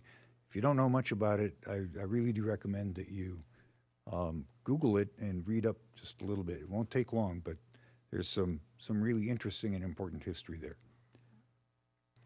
And we have requests for future agenda items. Okay. We have some information items in the packet. We do have a closed session today. Would you like to introduce that? Yes, for the members of the public, the board will be meeting in closed session to discuss the 2 items that are listed on the agenda, including 1 item with Western's labor negotiator Brad Neufeld of Vernon Brant. Okay. And for the public, do we anticipate any reportable action? I don't think so, no. Okay. We will, of course, come back and report that there is no reportable action, or was none. Let's take a quick 5-minute break and reassemble in the other room.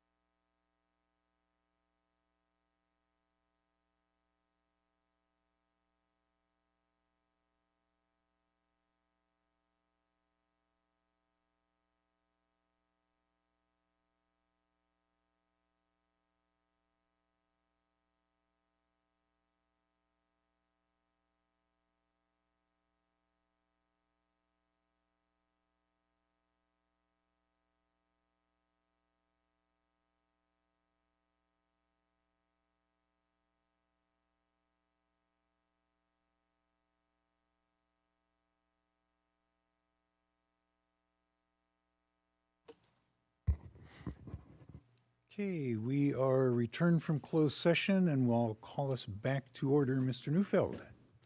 Thank you, Mr. President. There's no reportable action from today's closed session. Okay, with that, our next meeting is July the 3rd, and we will be adjourned. Thank you all very much. Thank you. Recording stopped.